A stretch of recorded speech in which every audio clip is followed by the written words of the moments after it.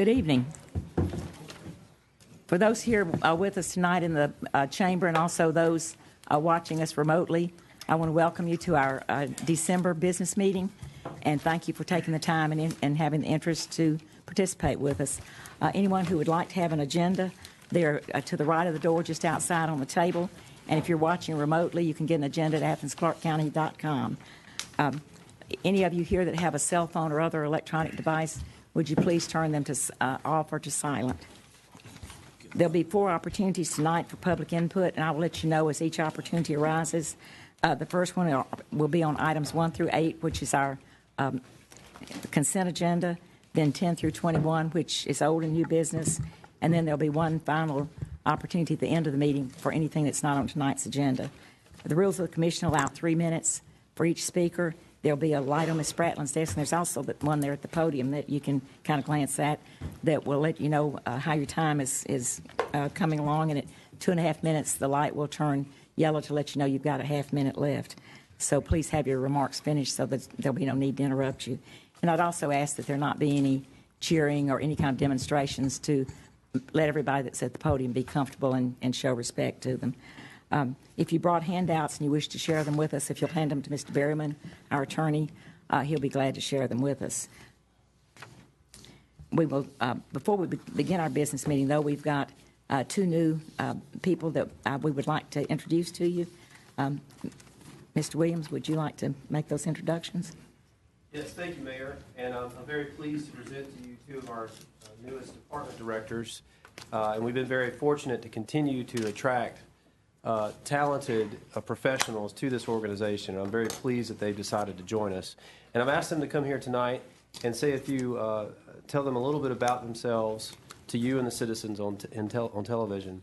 And so with that, I'll introduce Charlotte Sosebee, our new elections director. Welcome, Ms. Charlotte.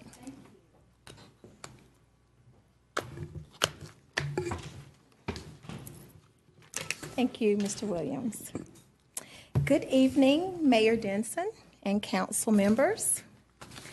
It gives me great pleasure to stand before you today and let you know just how excited I am about being a part of such a government as Athens-Clarke County. Over the years, I spent many nights with friends, hanging out and dining here with no thought that this would someday be my home and my place of employment.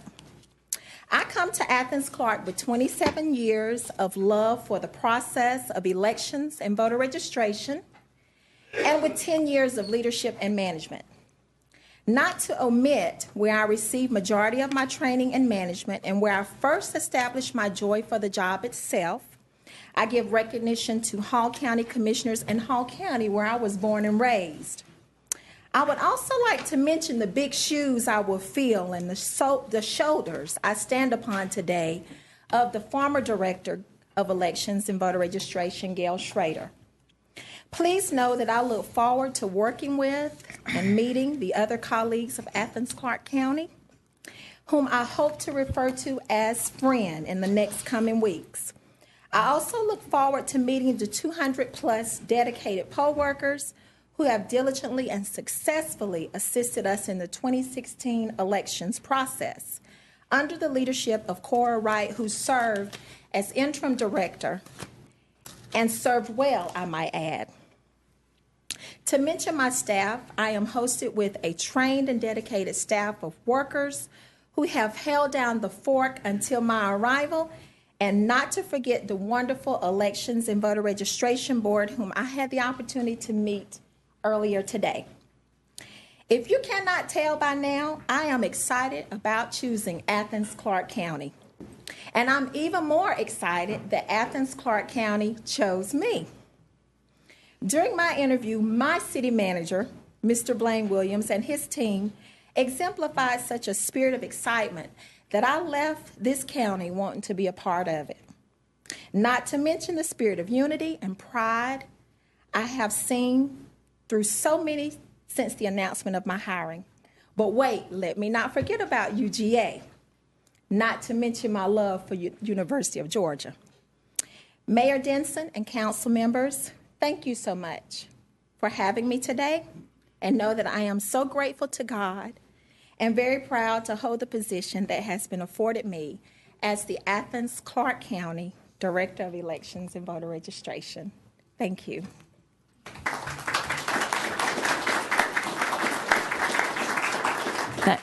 Thank you so much, Charlotte. And before we meet our other new staff person, I would say thank you for mentioning Cora Wright, because she just did a yeoman's job of running a national election on very short notice. So you've got a wonderful staff to work with. So I'd like to next introduce Deborah Lonon, who many of you knew, who worked in Bill Berryman's office, who's our new Housing and Community Development Director, and is just as passionate about her position as Charlotte is, I think. Mary, and good evening, everyone here also. I have been in Athens-Clarke County since 1998 when I came to the university as a student, and I never left. I'm still here. And since 1998, I've married and stayed in Athens. I've had children and stayed in Athens, and Miss Jan, who's seated right there, taught my son in kindergarten, taught him how to read. Our children are at Whitehead Elementary School and Bernie Harris Lyons Middle School. I am no stranger to Athens-Clarke County. I have wanted to join this government and become an employee for a long time. The manager's office knows that. And luckily for me, Mr. Berryman saw fit to bring me on board to the county attorney's office just about 7 months ago. And then this opportunity presented itself. And I'm ecstatic. I'm so excited. I'm proud and I'm honored. And I take this responsibility as Director of Housing and Community Development very seriously. The first 2 days have been full, very, very full. But we're excited. And I am committed to the vision, to the goals, to the mission of that department. And we are all committed to further engaging in this community and engaging with all of you. And we look forward to your participation. Call me. I'm not shy at all. And we're just excited, and I'm super excited. And I thank you again for this opportunity. Thank you. Thank you, Deborah, and welcome. And I will also mention that she is replacing a really fine department head, Rob Trevina, who retired from we had his retirement last week. So I'd like to send a shout out to him too. So thank you. Okay, at this time now we'll start our business meeting. Ms. Bratton, will you call the roll for us? Dickerson. Here. Sam. Here. Link. Here. Wright. Present. Bailey. Present. Neesmith. Present. Bale. Here. Harrod. Present. Gertz. Here. Hamby. Here. We have a quorum. Thank you. Do we have any written communications? Okay. The items that are the first business tonight, the consent agenda, have been reviewed by the agenda team, which is the mayor, the mayor pro tem. Madam Mayor, approve the minutes, please. Oh, I'm sorry. That's a very important thing. Do I have a motion for approval of the minutes? Second. All in favor? Aye. Thank you. I don't know how I missed that, but thank you, Mr. Mayor Pro Tem. But the items on our consent agenda have been reviewed by the agenda team, mayor, mayor pro tem, attorney, senior management staff, and are recommended for approval as a whole. The mayor or any commissioner may remove an item from discussion. We will now take public input on those items, which are items 1 through 8. So anyone who would like to speak to those, if you'd come to the podium, let us know which item you're speaking to, and remember our 3-minute rule.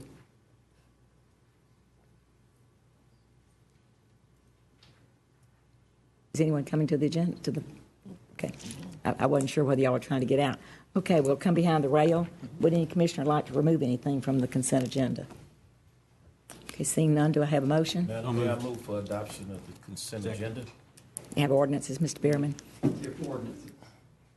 The first is an ordinance to amend the Code of Athens-Clarke County, Georgia, with respect to change of name from Community Protection Division to Code Enforcement Division and for other purposes.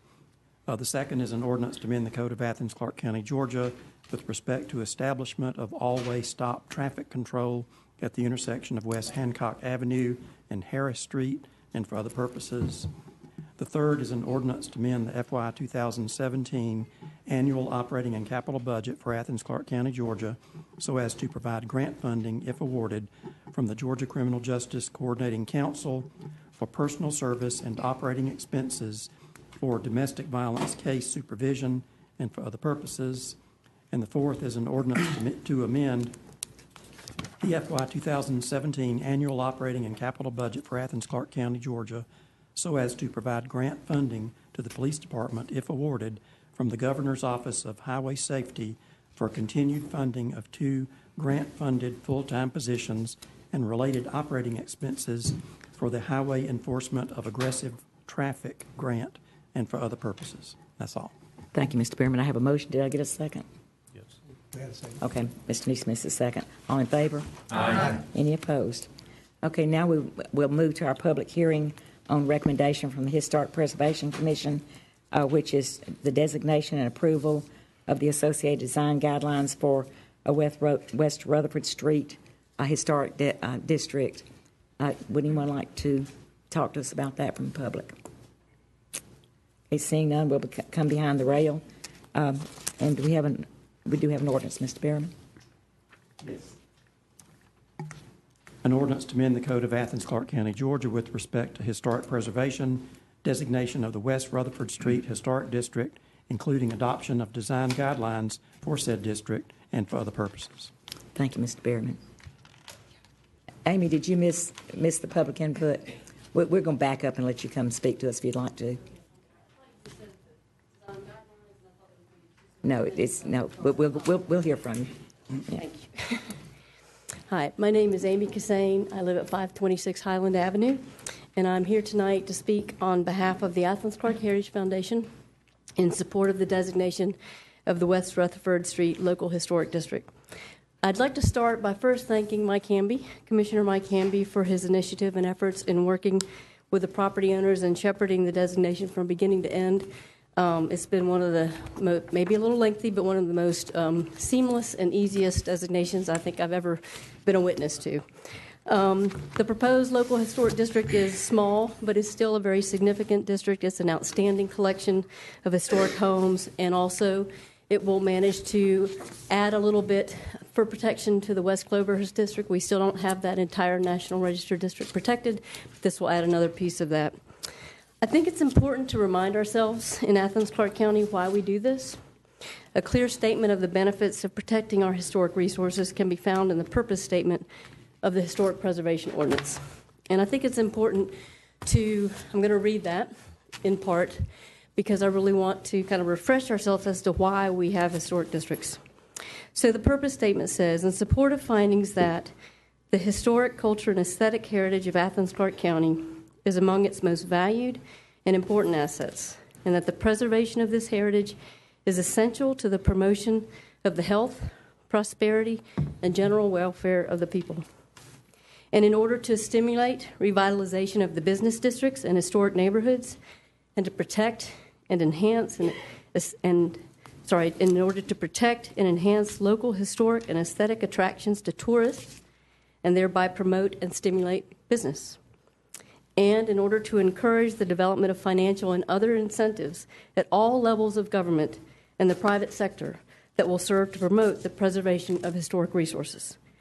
And it concludes by saying, the Mayor and Commission of Athens-Clarke County hereby declare it to be the purpose of this chapter to establish a uniform process and procedure for providing for the protection, enhancement, perpetuation, and use of places, districts, sites, buildings, structures, objects, and works of art having a special historic, cultural, or aesthetic interest or value.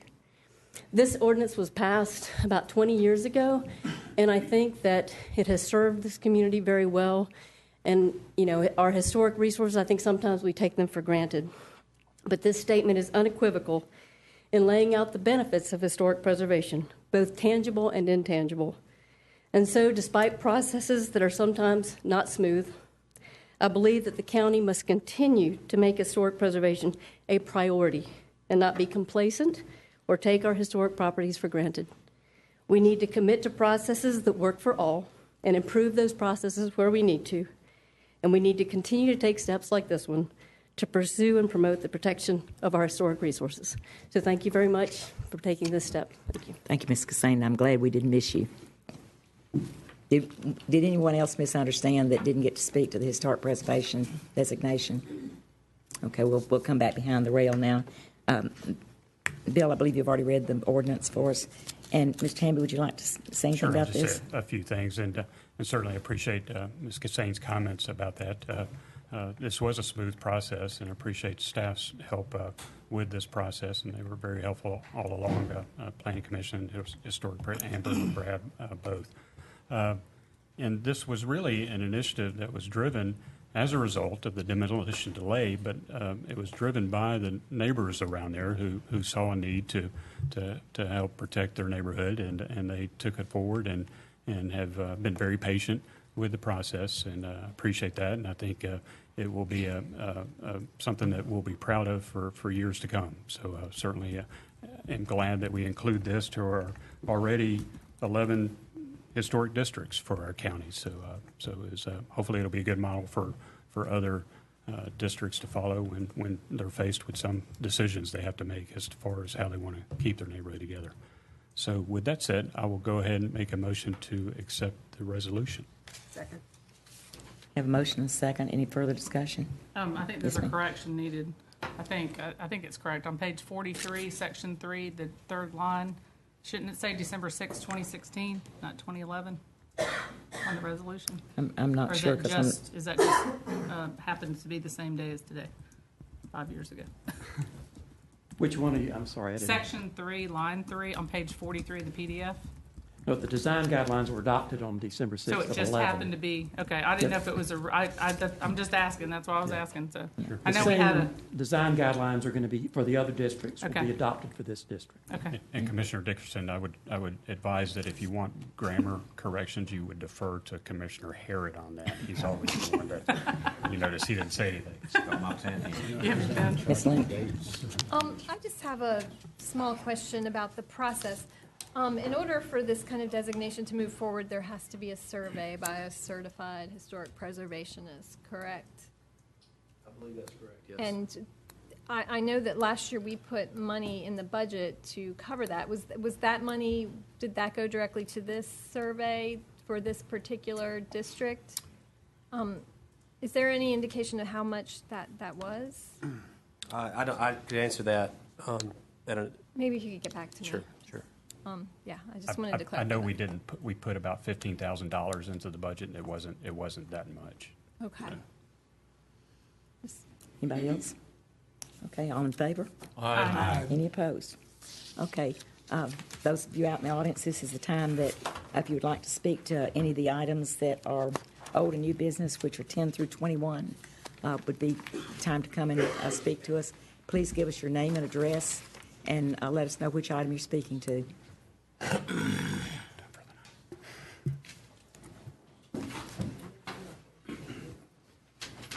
Madam Mayor, members of the Commission, my name is Bob Smith with Smith Planning Group, and I'm here tonight regarding item number 11, and that's the removal of 6 parking spaces along Prince Avenue.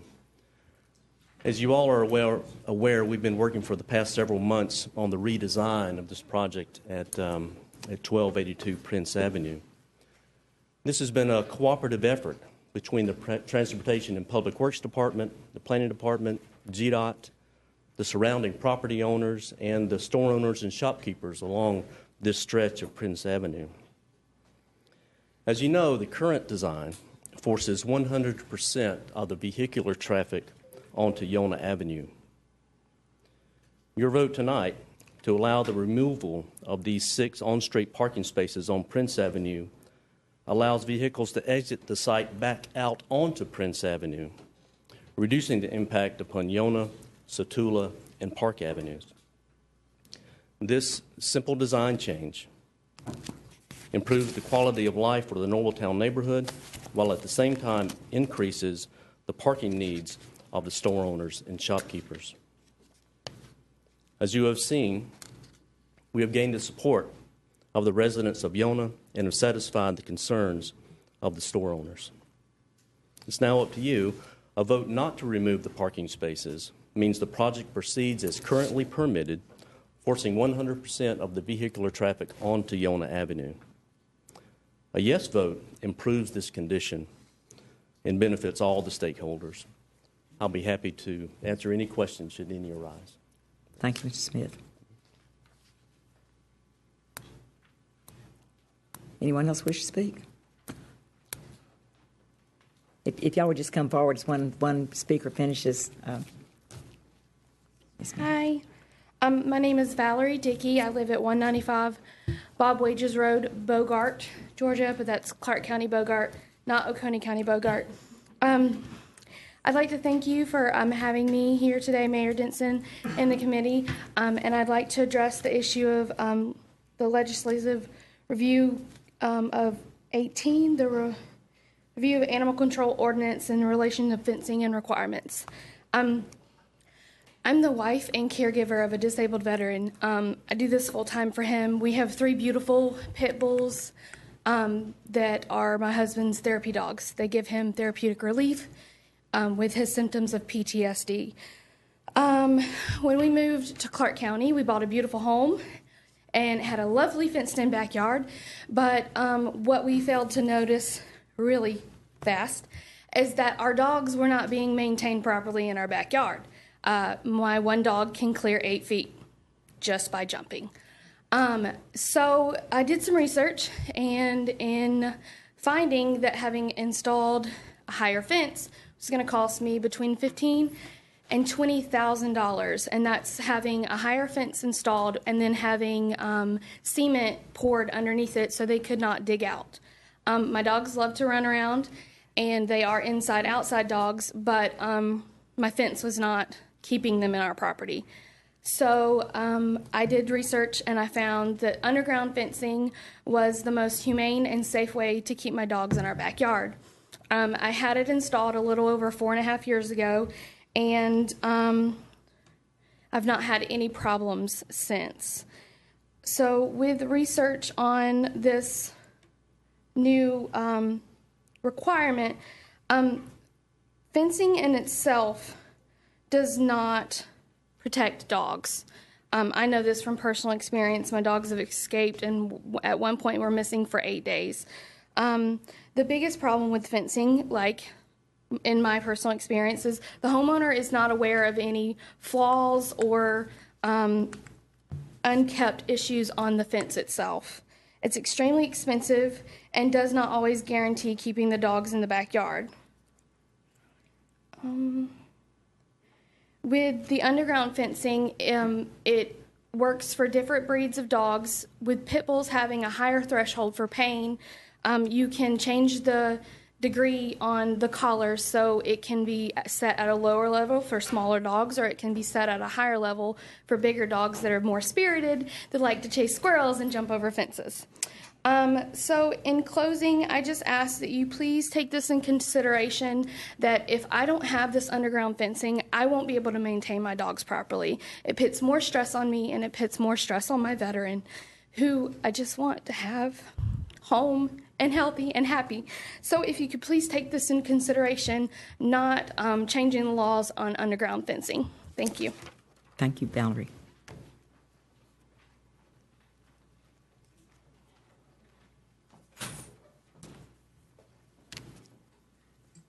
Hello, my name is Jessica Kirby. Thank you for taking the time to hear me speak on this matter. It's very important to me. I am an animal behaviorist. I have owned Healing Manners dog and horse training for 13 years now.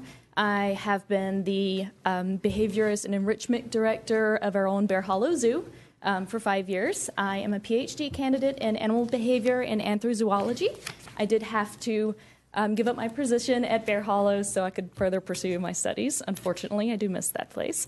I am here to talk about Ordinance 18, where we are looking at the issue of underground fencing. I do want to start by saying this is a very difficult area to talk about. I know a lot of people do rely on these fences, and I think, though, that the proposal is not trying to eliminate these fences altogether. It's just trying to change it a little bit so that if you already have a physical fence, and the addition of an electric underground fence would not be an issue. I think it's proposing that if someone has an underground fence and that's all, that the owner should be there with the dog. And this is for really good reason. We've done a lot of research in the neuropsychology of dogs in the past 5 years. It's groundbreaking stuff. We now know that static shocks, very mild, so you can even call it static zaps, can actually change the brain structure of a dog on a neurological level, and you can see it under PET scans. We also know that it now leads to a higher correlate of barrier and different types of aggression. Not all dogs experience this. I very well understand that. Some dogs do, some dogs don't, but it does increase the chance. My concern is that if it does increase the chance and there's not a physical barrier, children that are playing that don't know that there's a fence there can come in, and they're very liable for a face bite. I am a very big bite prevention advocate, and I have seen many bites to children, very much in the facial area, and that's with them just trying to play and being kids. And this also doesn't protect the dog from outsiders coming in, of course, so like a physical barrier does. So very much like the tethering issues that we handled before, which I think was handled beautifully, we do realize that tethering dogs by themselves for an extended period of time is negative. I think that if we handle this in the same light, we're going to really be able to do the best thing for our community and for dog owners as well. Thank you very much for your time. Thank you, Ms. Kirby.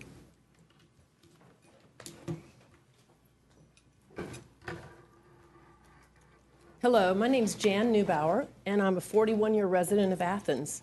I live at 798 Boulevard, right on the traffic circle, where I've lived for 36 years in my 119-year-old Victorian cottage. I love my neighborhood.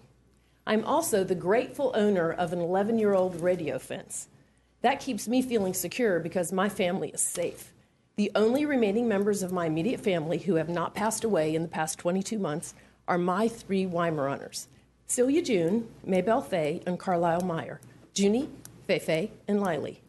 I'm a retired kindergarten teacher, as you probably guessed, and I can tell you that my dogs are managed and controlled better than many children. They are fabulous with people and dogs of all ages. I require it of them. At 94, my dad was their best cuddling victim. At student spend-the-night parties at my home, my dogs were bossed around and hugged up for hours on end. I live near Chase Street School, and children wander into my yard, yes, constantly, and roll around with my dogs. If you walk by my house, you will hear my pups inviting you into the yard. They are, after all, dogs. In the face of disinformation, I would like to tell you about my radio fence. It works well. My dogs do not get out of it. As instructed by my installer and trainer, Terry Osbolt, I follow a maintenance routine responsibly. I give my dogs their monthly heartworm pill, then I carry the collars out to the line, pass them over to make sure they're working. As well, the master control of my radio fence is mounted just inside my back door. If the fence is ever compromised, like when my neighbor's tree fell through my yard, the loud and constant beeping makes it obvious. And like anything broken at my house, I tend to it and have it repaired. Additionally, I live on a corner lot. There are houses behind mine, leaving me a 5-foot 4-inch strip through which to pass. So I have no backyard. Under current planning guidelines in the historic district, I would not be permitted to build a physical front yard fence. What would you have me do as a resident with my radio fence? Take my dogs away from me? Tell me to move? As a former school teacher in this data-strapped educational environment, I have a radio quiz for you. It is short, easy, open computer, open book, untimed, and I really hope that you will do your research and ace this quiz because you have an important decision to make. Make sure you're fully informed. We are all watching and listening, and we're really looking forward to your responsible decision affecting this quality of life issue for dog-owning, tax-paying Clarke County residents. And always, I thank you for your time and your attention. Thank you, Ms. Neubauer.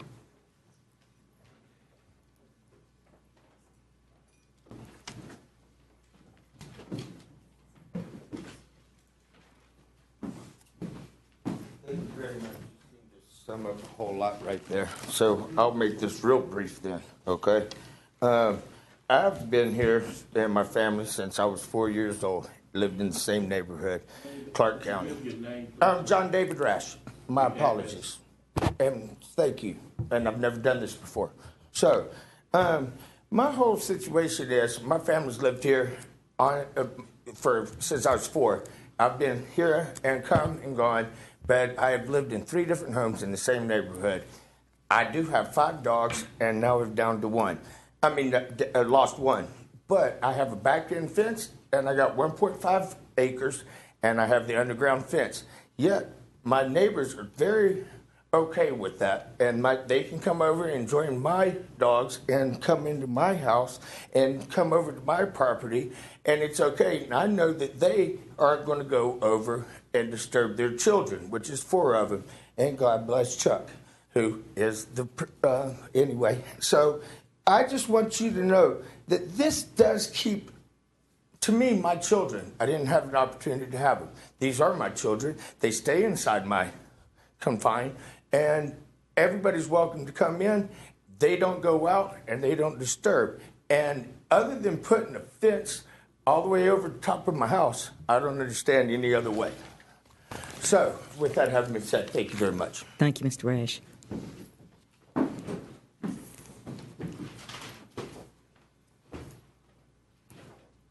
My name is Jeff Mayer. I just wanted to come and speak in support of the underground fence. I've had both. I've experienced both. The underground fence is by far the way to go. You know, I've had a golden retriever and also had a 6-foot-high chain link fence. And that golden retriever would scale the 6-foot chain link fence. He dug underneath the chain link fence. He thought it was a game. I was constantly having to repair holes. I'd get him back in the yard. The next day, there'd be another hole in the yard. Out under the fence and through the neighborhood he'd go. I was talking to a friend of mine, and he said, you know, I put in an underground fence 8 months ago or a year ago, whatever it was. This goes back 12 years. And he said it took care of that issue with my dog. He had a lab. And so I checked into it, did a little research on it, and eventually had one put in. Was trained on the fence along with my dog, and worked with the dog for a week or several weeks. And to this day, after training 6 different dogs on that underground fence, I have never one time had a dog get out of that fence. Believe it or not, collar or no collar now. I always keep the collar on them, but they don't even need it because they know the deal. But anyways, thank you for your time. Thank you, Mr. Meyer.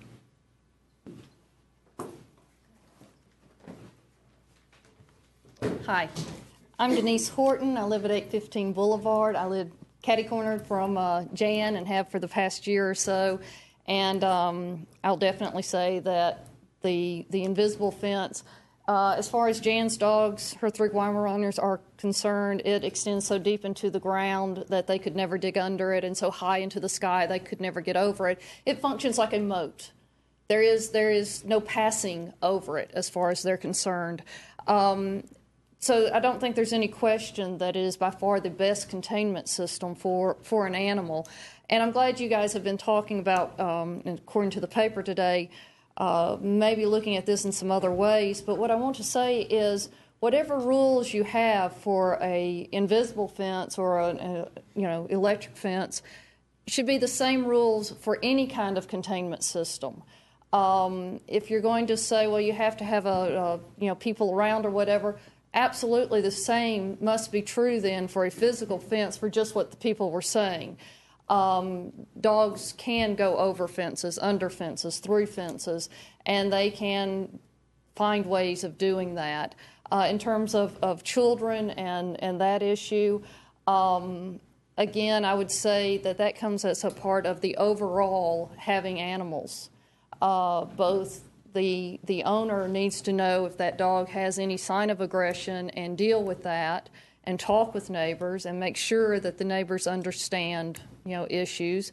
And the children need to know what you do or don't do, just as they need to know, a fence with an aggressive dog in it, yes, maybe the child doesn't get bit on the face, they just have their, a finger or two taken off if they put their hand through a fence, or they decide to go over because the kids can do the same as the dogs going over and under and through. So again, what I would really like to say is that you view the invisible fences the same as you do a physical fence, except that it is a better safer way of containing an animal and much less likely to end up with a problem than a physical fence is. I have a neighbor that thinks that she has a physical fence that contains her dog, and her dog apparently thinks that too. My dog knows that he can go in that fence anytime he wants to and does. I have another neighbor who keeps a German Shepherd behind a fence about like this. The dog stays because they've been trained to. Again, that's what we're needed on both sides of it. Thank you. Thank you, Ms. Horton.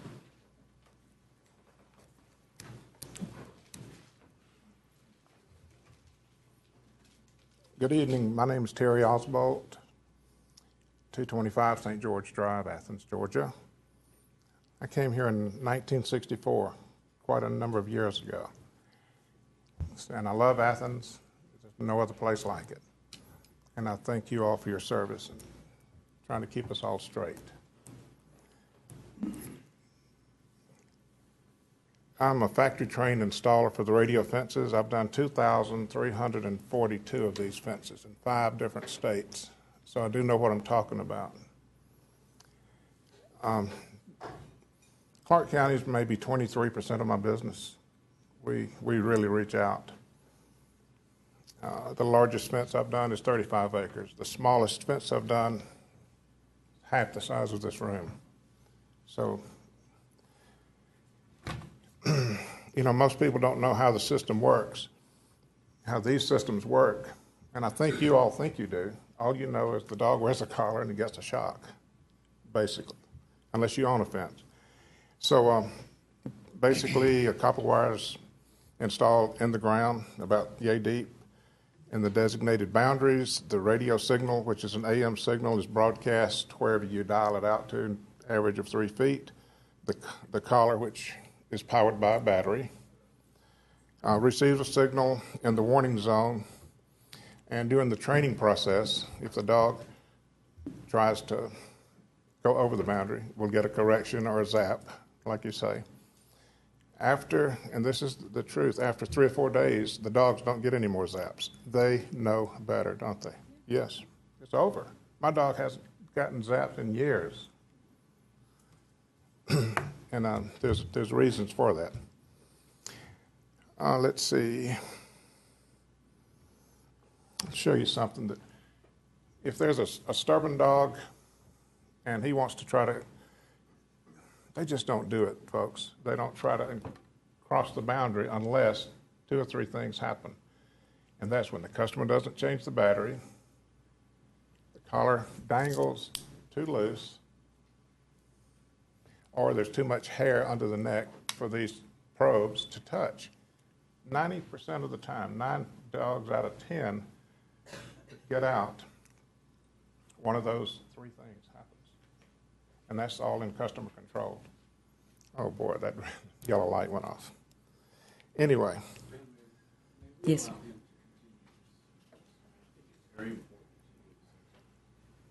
Information. Now that I've used his last 30 seconds. We'll give him another 30 seconds, but we've also had other experts to come speak to us tonight, too, and I think it's, in fairness, we need to make the rules the same for everybody. Okay. Sorry, Terry. It's your loss. Let's see. Dogs roaming are the result of people not doing their responsibilities. Why try to legalize hardware and copper wire when it's people that need to be fined and penalized for not doing their job? I offer a guarantee, no stay, no pay. When I install a fence, I tell that customer, do not pay me if this dog gets out. And I'll go months without getting paid just so I can prove this dog is going to stay in. I can count on the one hand how many times I've lost. That's a 0. 2,323 installations. It's just a few basics that you've got to do, and you've got a good fence. Thank you very much. Thank you, Terry. Let me say this. If you all need me to consult, meet with you, whatever, I'm available. No one's asked me, and unless you all are experts, you don't need me. Okay. Thank you. Thank you.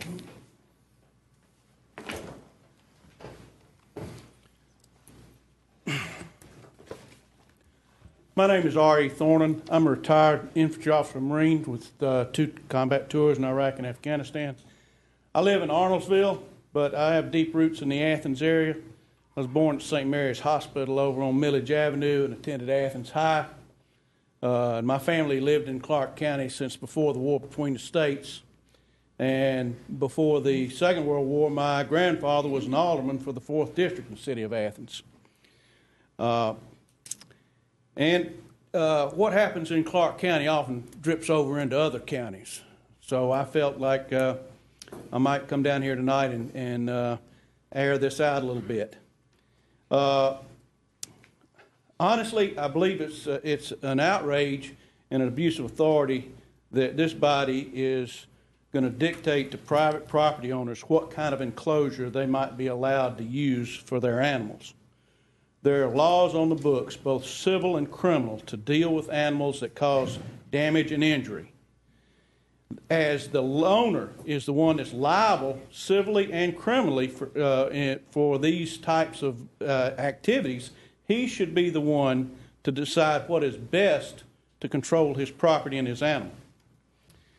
If the commission is going to dictate this kind of a rule and outlaw the underground fences, then I think the commission ought to be willing to pay the penalties instead of the owners of the dogs and the property. A mandate from this body, as I understand it, would affect the cost, not only the cost of the fence, as it's already been addressed, but it could detract from your property values, and it would detract from the aesthetic value of a home that you might not want to have a fence around.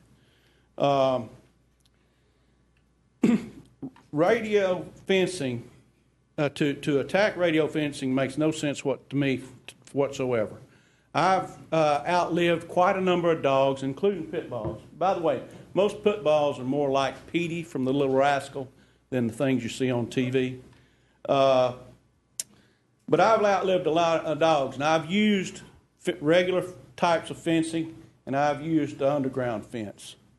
The person that talked about diggers, I had a digger and had to go get tent stakes, and by the time that dog died, I had staked down every inch of that fence around that yard.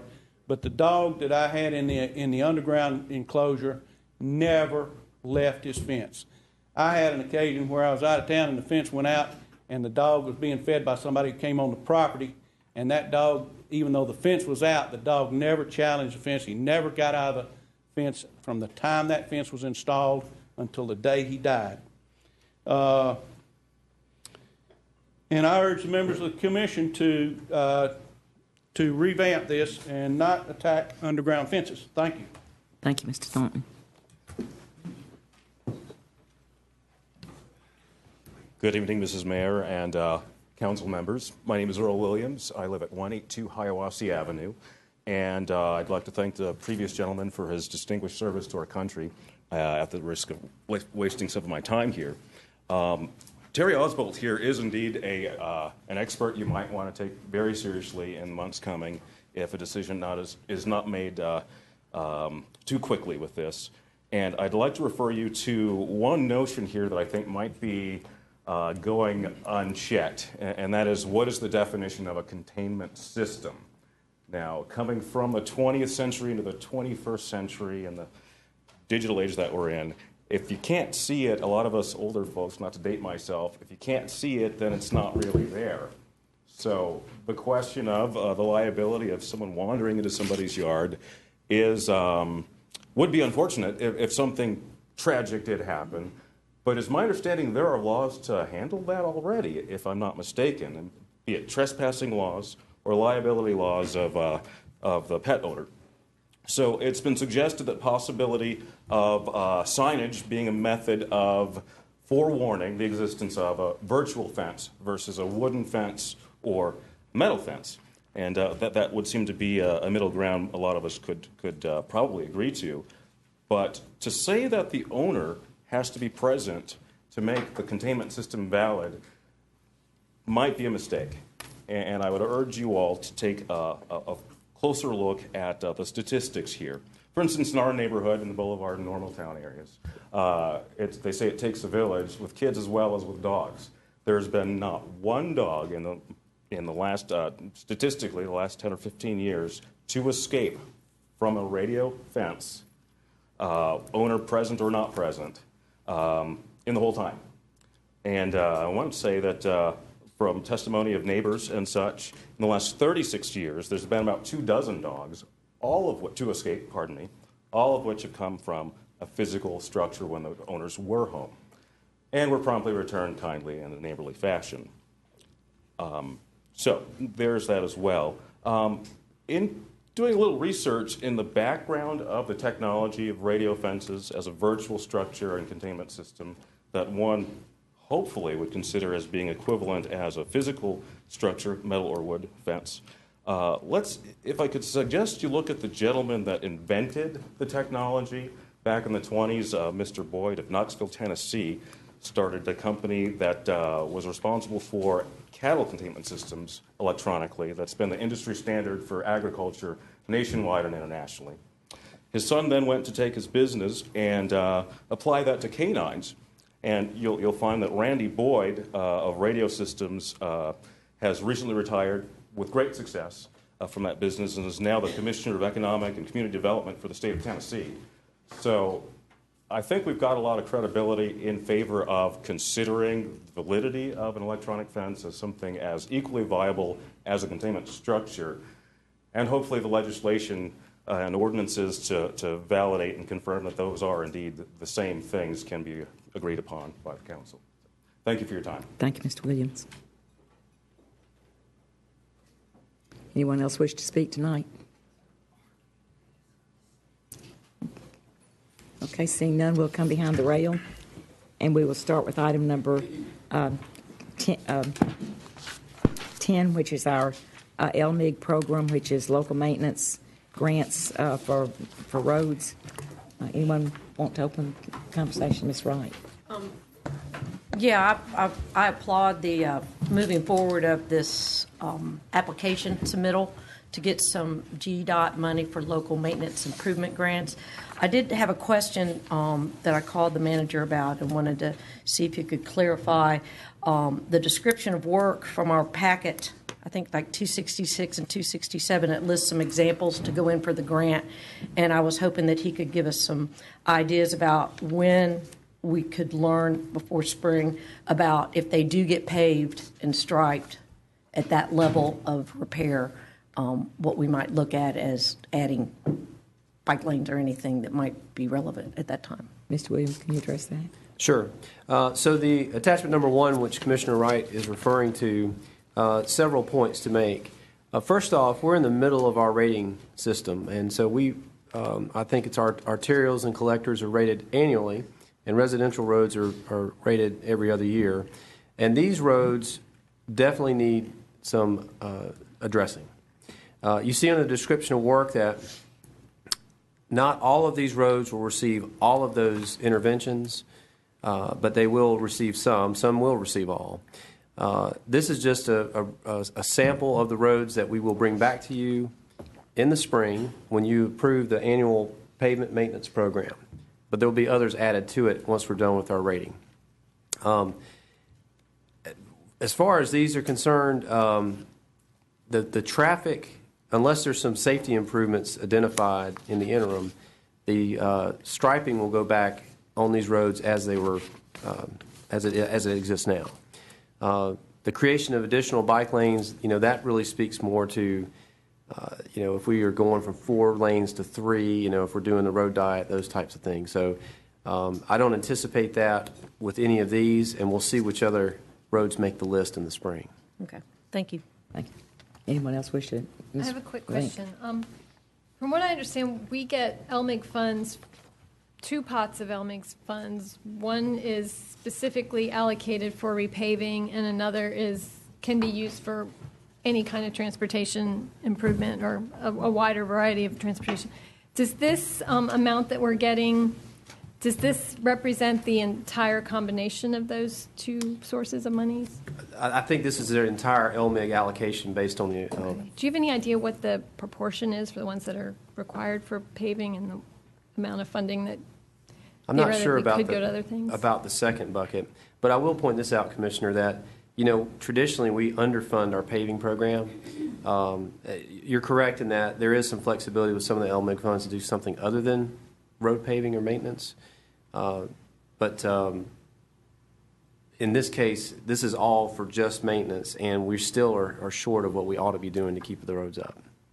I'm just curious about what kind of allocations we get, especially with SPLOST coming up. We might be finding other sources for those.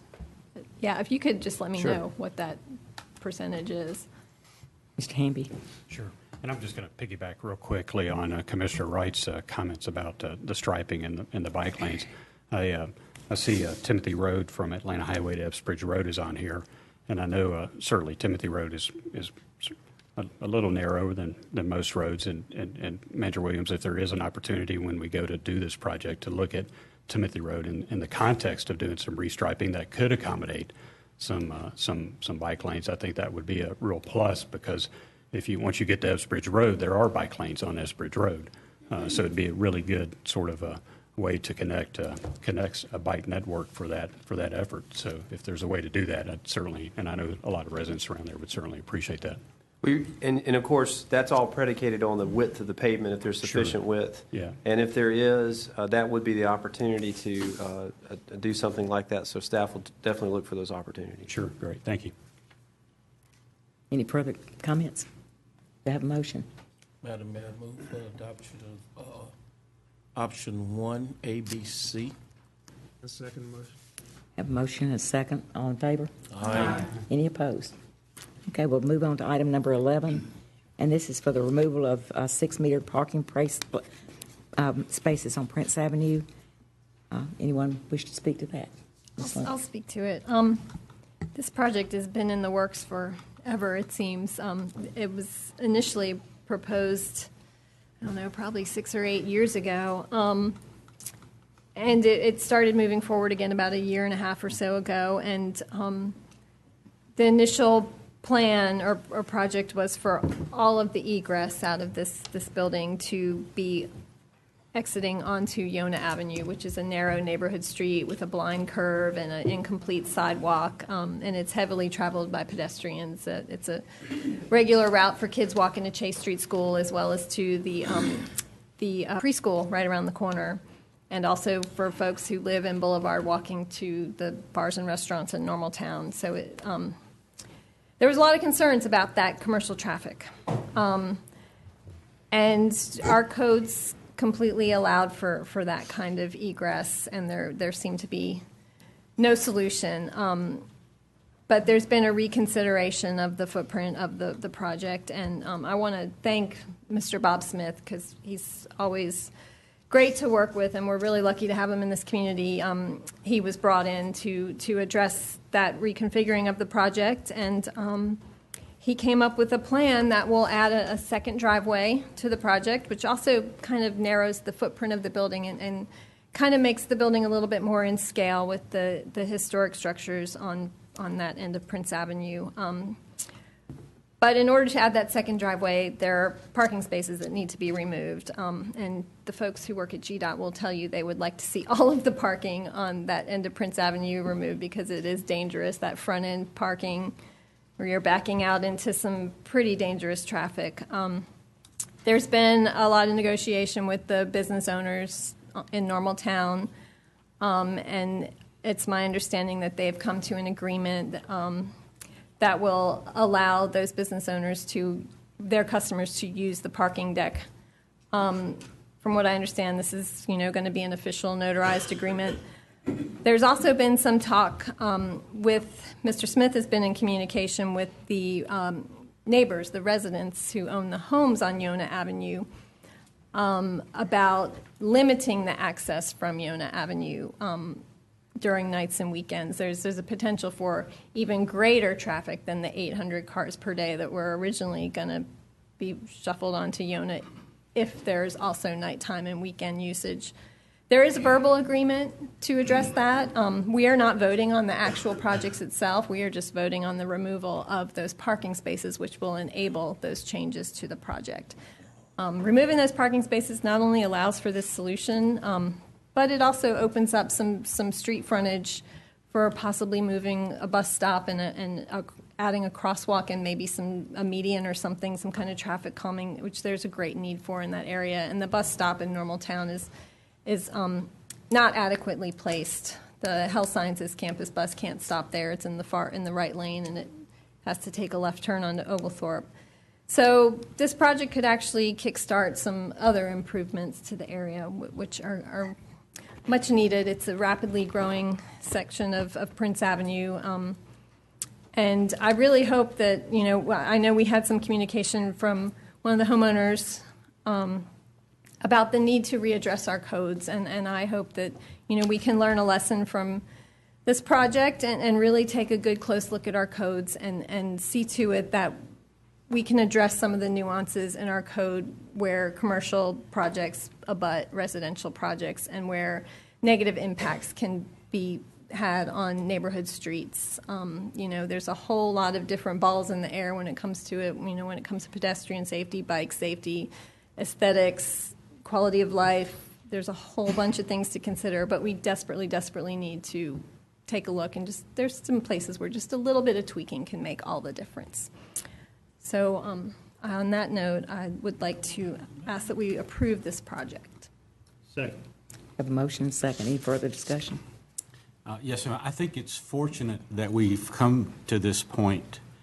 I don't think it's necessarily because it was recognized that the Iona traffic was a problem. I think that it's as likely that it was because the developer wanted to make changes and this was convenient for them. Not being critical, but it points out the fact, as Commissioner Link said, that our ordinances caused this to occur or allowed it to occur. Actually, it caused it to occur, which is the exit onto Iona Avenue from this business. So I hope we will take a look at our ordinances, just as the ordinances, land use ordinances for our suburban corridors need to be changed. Our ordinances for our urban corridors need to be changed, and not in the same way. In the urban corridors, we have this conflict between businesses and neighborhoods, especially new businesses that use our current ordinances, our current zoning laws. So I hope that we will, Madam Mayor, take a look at the ordinances for Prince Avenue so that we can protect the neighborhoods and clarify the rules so that the developers are comfortable with their plans. If they meet our rules, which take care of the neighborhoods, the developers will be more likely to do the expansions and redevelopments that we would like to have. Thank you. Thank you. Anybody else wish to comment? Mr. Bailey. Thank you, Madam Mayor. I agree with the previous commissioner's comments that we need to look at our ordinances and land use and zoning plans and weigh the interface between residential and commercial, the conflicts, how they work, and it can be worked out. But beyond that, I'd also like to say that removing those 6 parking spaces is probably actually a safety, it actually is probably making things a little safer. Those spaces on that street pulling out into that traffic is somewhat scary. So just from a pure safety concern, I think that it's a reasonable thing to remove those parking spaces. But the fact that it helps the residents of the neighborhood behind it is great too. Right. Thank you. Anybody else? Okay, all in favor? Aye. Any opposed? Okay, we'll move to item number 12, which is our transportation agreement with the University of Georgia for our bus system.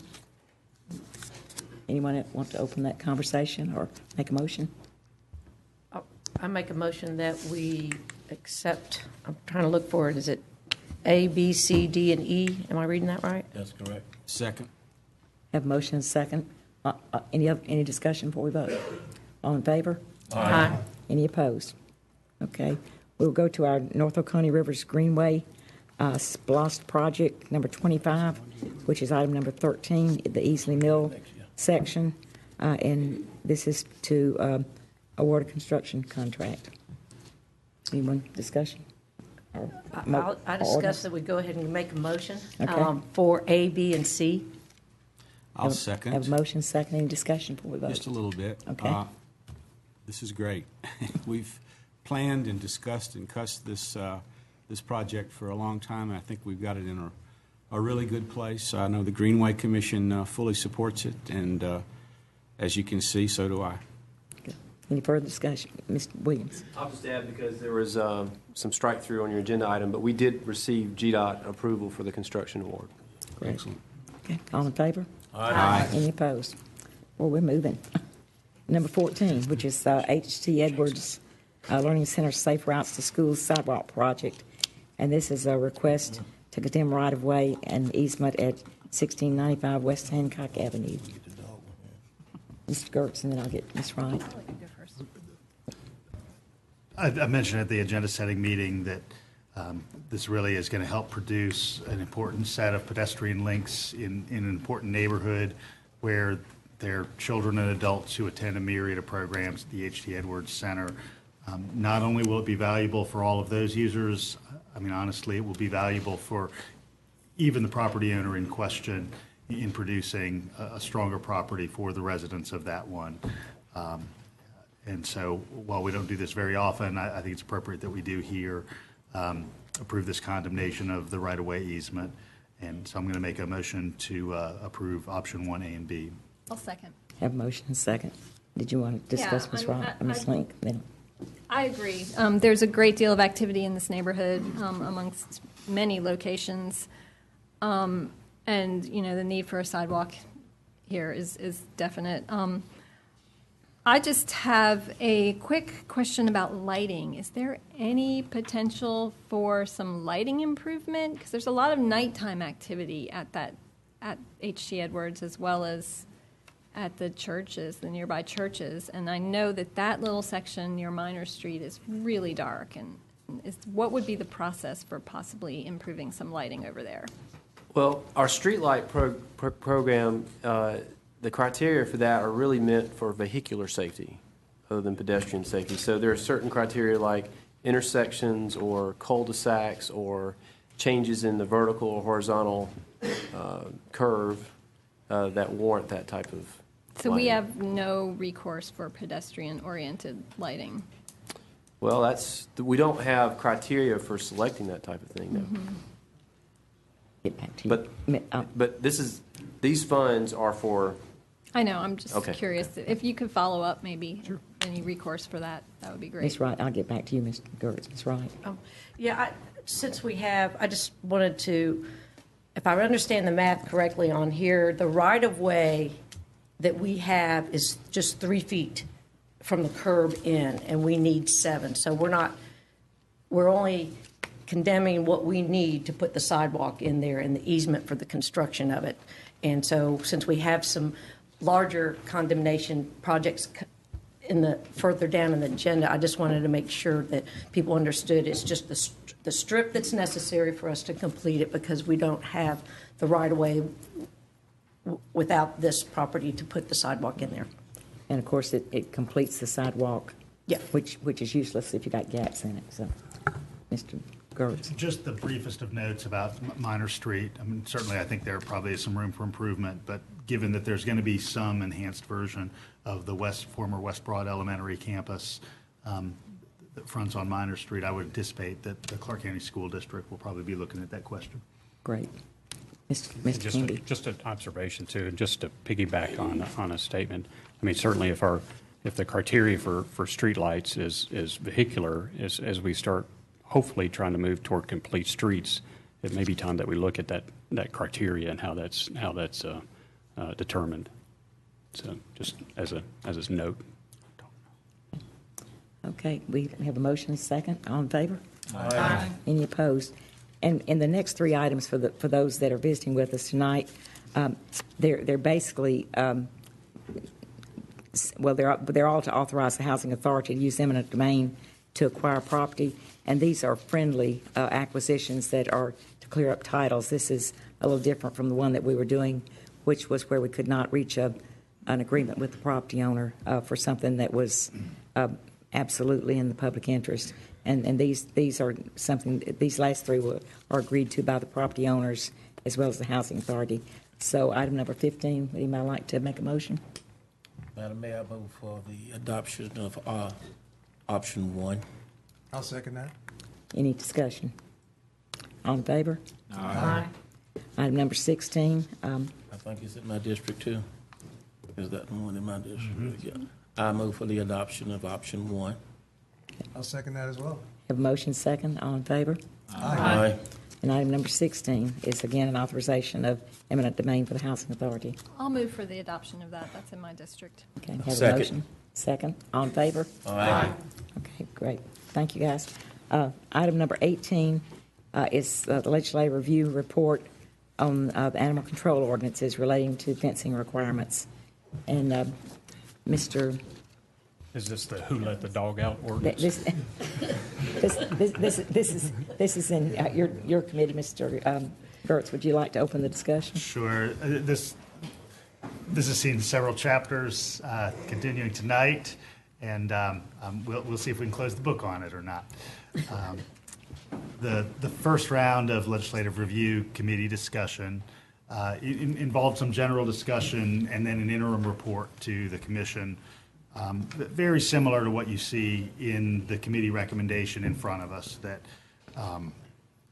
radio fences be considered confinement, along with the additions of having some signage, ensuring that they're functioning radio fences, and then in the most recent iteration, that there be sort of an annual review kind of following passage of any ordinance tonight.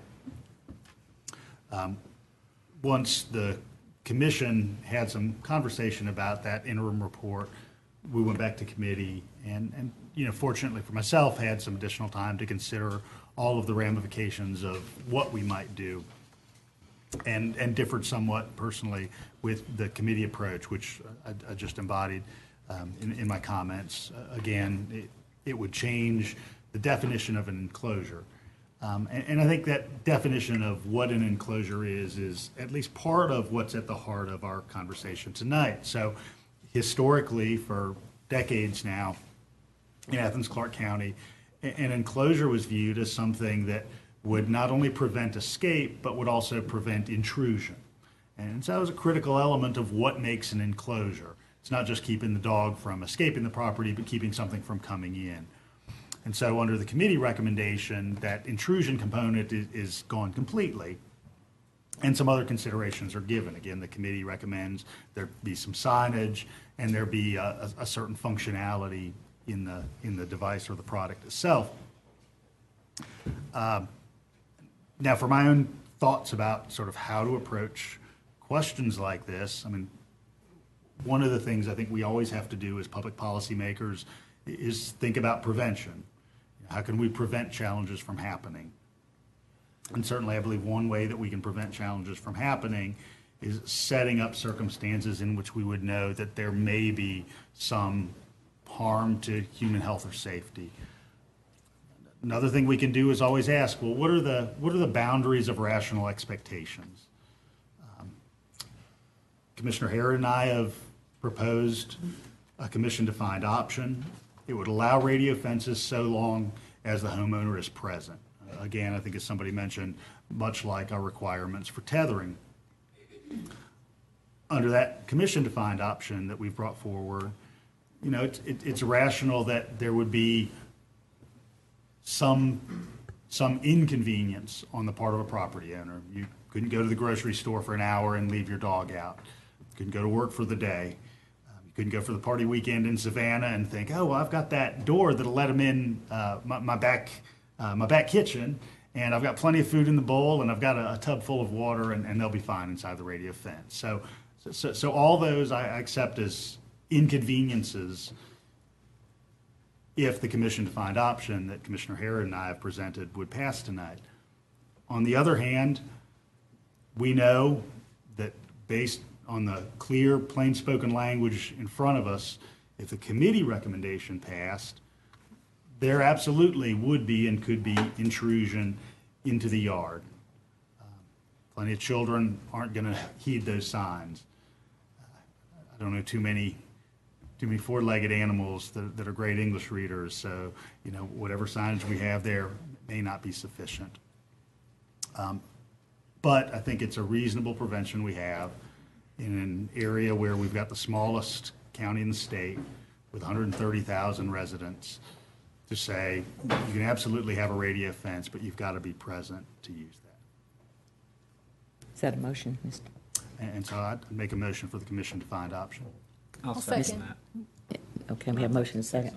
Further discussion? Mr. I'll yield to Mr. Harry. Mr. Harry, and then I'll come back to you, Mr. Neesmith. Thank you, Madam Mayor.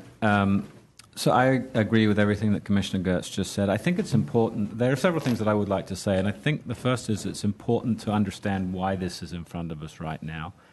It has always been illegal in Clarke County to rely upon an electronic fence. If we go back and look at the code as it is currently constituted, it defines very specifically what confined means. And it says confined means in a building, pen, or fenced area or other structure built to prevent intrusion or escape by any dog.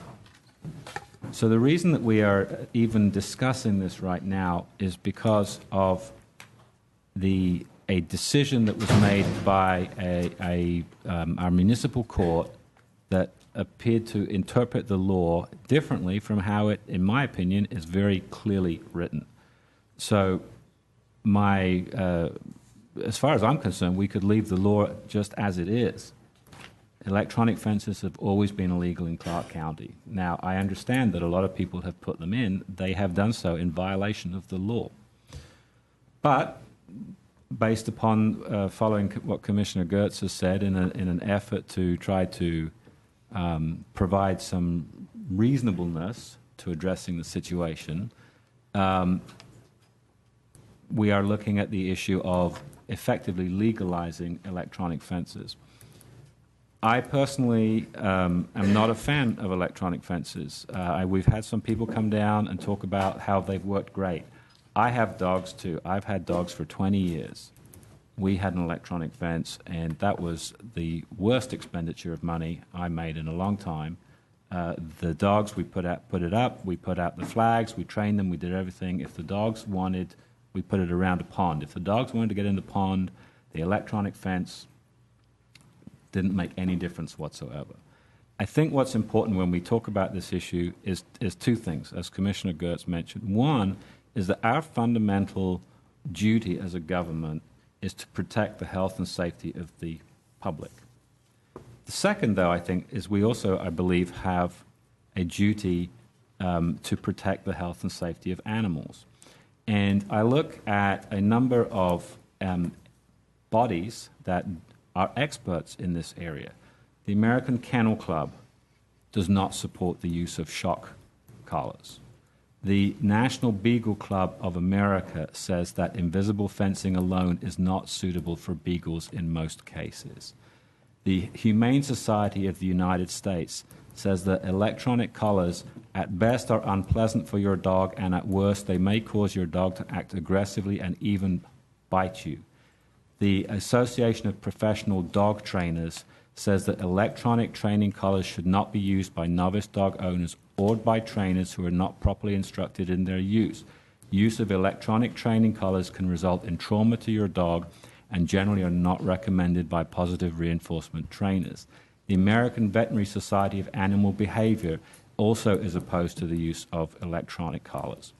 So I'm even willing to accept that, given the situation that we are in, that we're facing a reality that people do use these types of electronic collars. Given all of that, I don't think that it is unreasonable that, as we do with tethering, that we require somebody who's going to use an electronic collar to be physically present on the property to make sure, A, that their dog does not get off the property, and B, that a child or another animal does not come on to the property. A physical fence guarantees that. And as I said, that was always the law in Clarke County. A proper enclosure always was considered to be a physical fence. The option that we have in front of us would say that electronic fences are substitutes for that.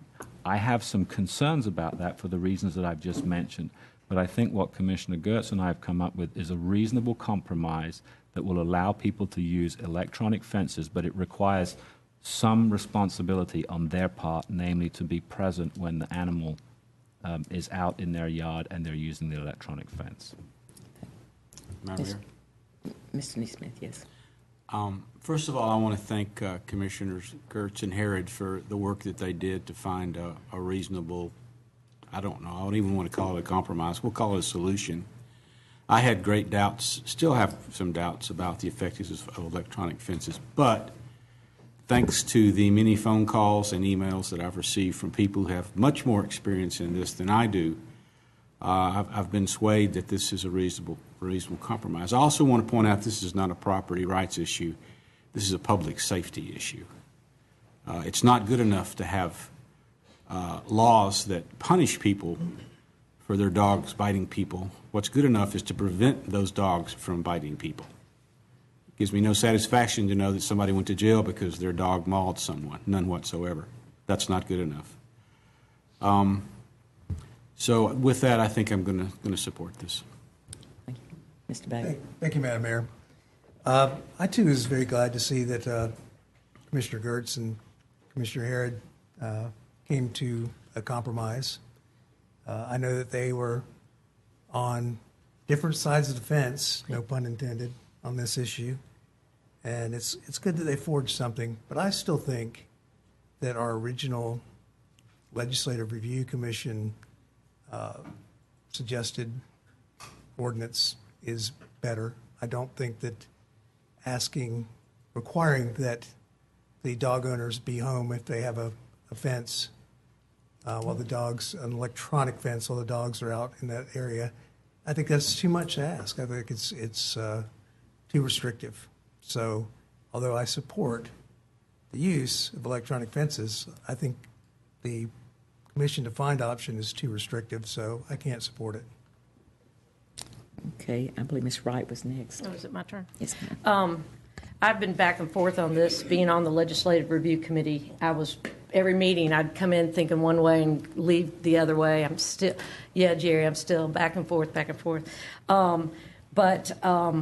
And I do want to take back from the agenda meeting, I had thought that having the underground, I like the way they say it, the underground fence, that highly trained, the veterinary groups that are in town, the students or that group would be the ones that would want this. And what I found out is some of the stuff that Commissioner Harrod brought forward is the opinions at this professional level. But what I'm hearing more of is the people who love their dogs and use this and rely on it, do rely on it. And they love their dogs, they leave their dogs out, and the confinement works. So I'm finding that at the ground level that they do work more positively for the dog and the owner. My experience with dogs and radial fence, I just want to share my Labrador retrievers in the climbing, escaping stage. My husband and I would come home and they'd both be on the front porch having busted out of the backyard, 5-foot fence. They never tunnel back in. They always tunnel out, but they never tunnel back in. They'd be exhausted. We'd go and fix the fence. And I'd had it with fixing the fence back and forth, and I bought one of these fences. And the mere arrival of that fence in my house, I never did install it. I guess they just saw the box. They never escaped again. It's still in my basement boxed up. I don't know. Maybe they do read, Kelly. Maybe they read about it. But anyway, so I've had to deal with escaping dogs. I know there's stages when you need more from your dog. Depending on the dog, you need more power. Other dogs don't need. I've come to the point with this topic at this time that I need more information about what is wrong with them. And what's wrong is when your dog leaves your property and it's a problem. And I guess what I'm having a problem with is making more restrictions for people whose dogs aren't leaving. If your dog leaves the property and gets cited for being out, that's the problem that we can deal with, and we have in place what we need to deal with that. So I'm supportive of what came out of the committee as embracing and the people who have already working these. And when it doesn't work, we have in the ordinance that came out of committee to address that if they're not working for whatever reason. But that's my input. Slink. I'm supportive of this compromise language. In fact, I wouldn't even be opposed to some additional regulations, some assurances that these fences are only used for certain dogs that are proved to not be dangerous. And the ordinance does state that potentially dangerous or dangerous dogs are not allowed to be used in or contained in these kind of fences. And I had some questions for the manager, and he emailed me back earlier this afternoon.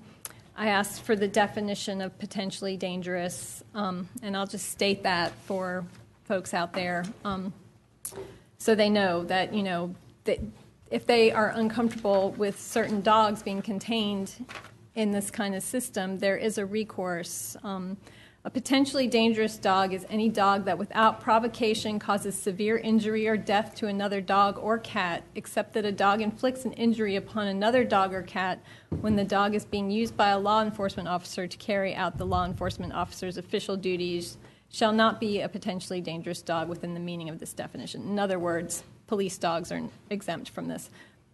In addition, a dog shall not be a potentially dangerous dog within the meaning of this definition if the injury inflicted by the dog was sustained by another dog or cat that, at the time, was not under control as defined in this section. I'm not quite sure what that last clause means. Does that mean that if another dog or cat goes into that yard and is attacked, that dog is not considered dangerous? Is that the meaning? There seems to be some weird.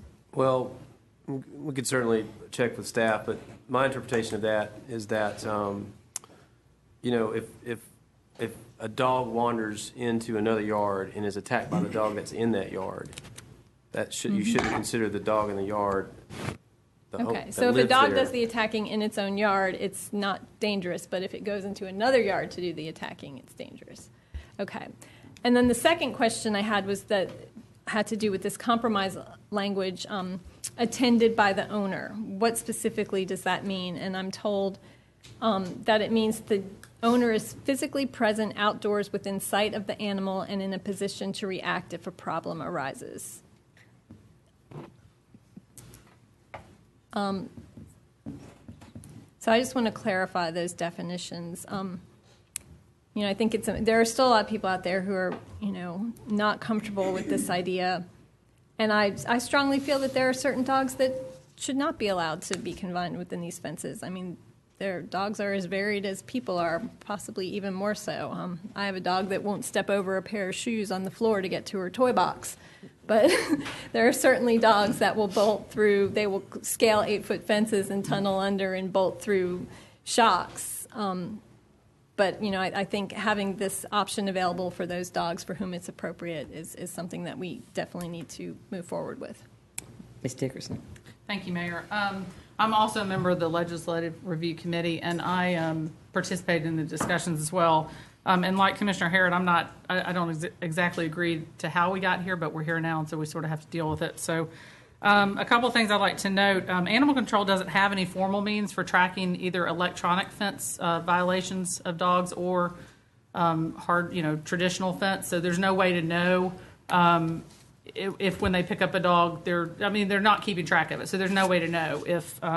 I think Manager Williams provided some information today to me. He said that running at large, which is, I guess, the call, which is a dog running outside of a person's property.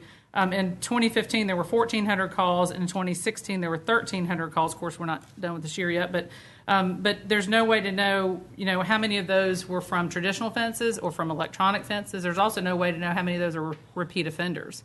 because we know that's an issue. We heard from the Animal Control Office that was an issue as well.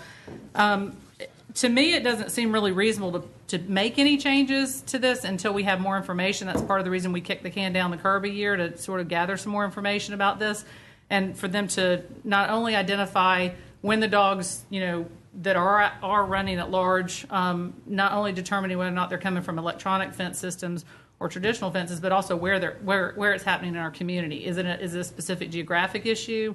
Who knows? I mean, it's not an issue out where I live, and our covenants require do not allow for front yard fences, and a lot of our neighbors, the way their topography is on their property, couldn't put in a backyard fence if they wanted to. So it concerns me that we're trying to make a decision without having all the information in front of us.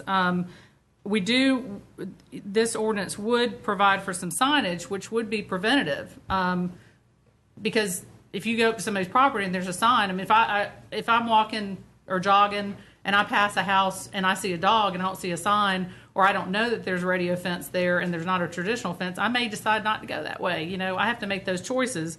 As far as, animals, people take the chance when they let their animals out in their yard that another dog, I mean, I live out where coyotes come in. So, I mean, a coyote could come in and take an animal off.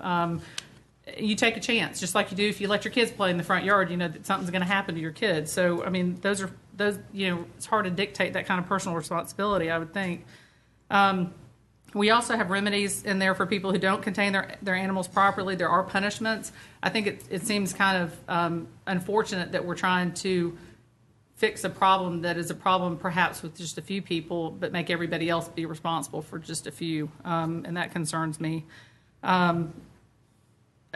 It seems like to me if these systems didn't work, there wouldn't be a market. This guy wouldn't have a job. I mean, they obviously work in some form or fashion, maybe not all the time, and neither do traditional fences. We heard that tonight as well. So I think one thing I guess I'd like to point out, though, that nobody's mentioned, we've only heard, I think Commissioner Link mentioned cats, but cats are domestic animals too. So, and I actually got hurt 20 years ago. I got a cat entered my yard, and I petted the cat thinking it was friendly, and it wasn't friendly, and it put a huge gash in my hand, and there was no collar, there was no way to know who the parent, who the owner was of that animal. But I mean, I think we need to understand this, and this goes for cats too, and there are probably more cats running wild than there are dogs. So I think what I'd also like to do is echo the comment that one of our citizens made, which was if we pass the CDO that you should be present if there's an electronic fence, I think that the same has to be true if you have a traditional fence. I think that's an equitable way to handle that. And so with that, I would make a substitute motion that we accept the LRC recommendation as it's been stated in our agenda. I'll second that. Okay, we've still got some further discussion before we vote. I believe Diane was next. And then Commissioner Hamby. Well, I had you after that. I'll let y'all fight over which one of you. She can go first. Okay. If I have to stand up, I will in order to get my chance to speak. Her bite is definitely a lot worse than her bite. But I have you next. This has been quite a discussion, but in my business the last 2 days, I've not had anything since I've been a commissioner discuss like this subject.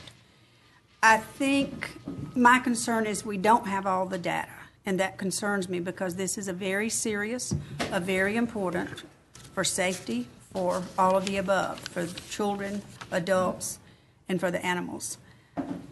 I would love to see us do more research. I appreciate you coming tonight to give us your data. I have family that have the fence, and it's worked for quite a while with that.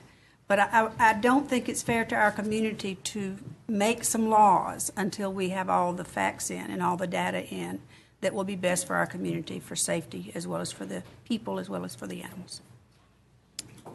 Mr. Henry. Thank you, Madam Mayor. Now it's your turn. Oh, thank you. Thank you, Commissioner Bell.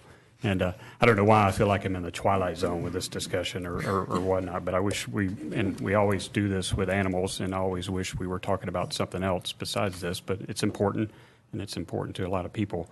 I do read the definition of confined a little bit differently.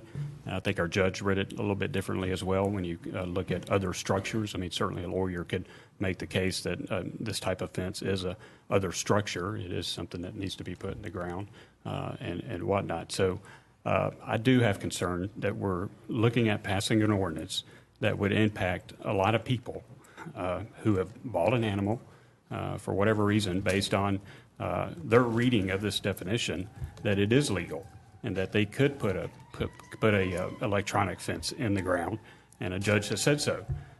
And we need to, if we're impacting people like that who've bought an animal or who are trying to manage that animal or manage that dog and their property, then I think we ought to take a step back and try to figure out what that impact is going to be.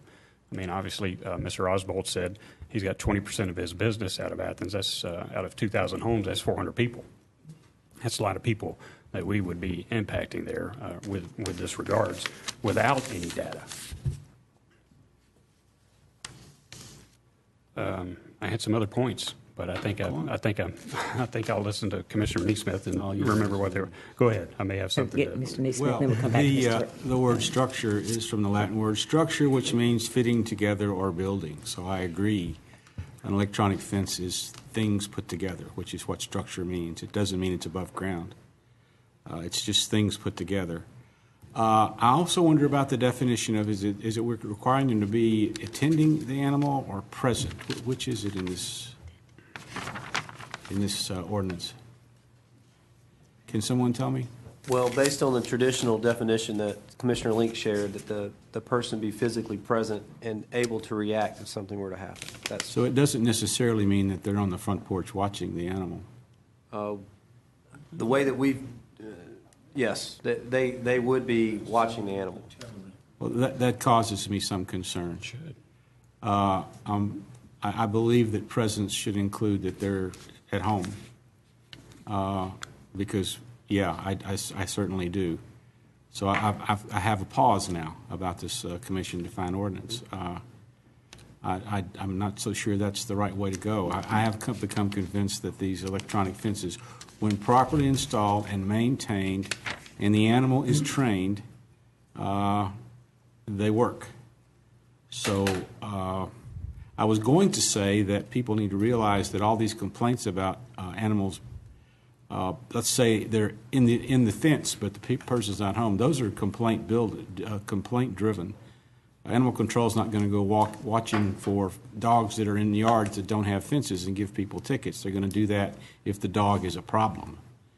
So I'm not so concerned about that, but that the person has to be in attendance causes me some pause. So I may change my mind before this is over with and go back to the original proposal. Mr. Harry.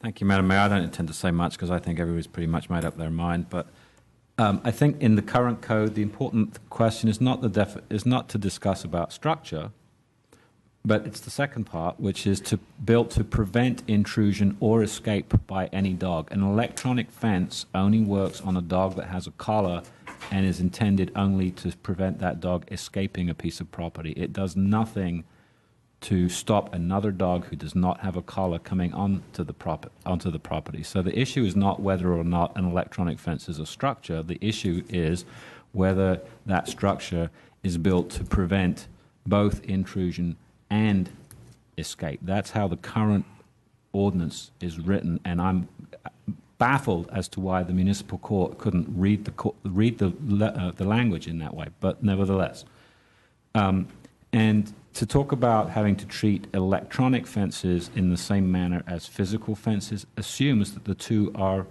equivalent things. They're not. They're clearly not. An electronic fence is not designed to prevent intrusion into a piece of property.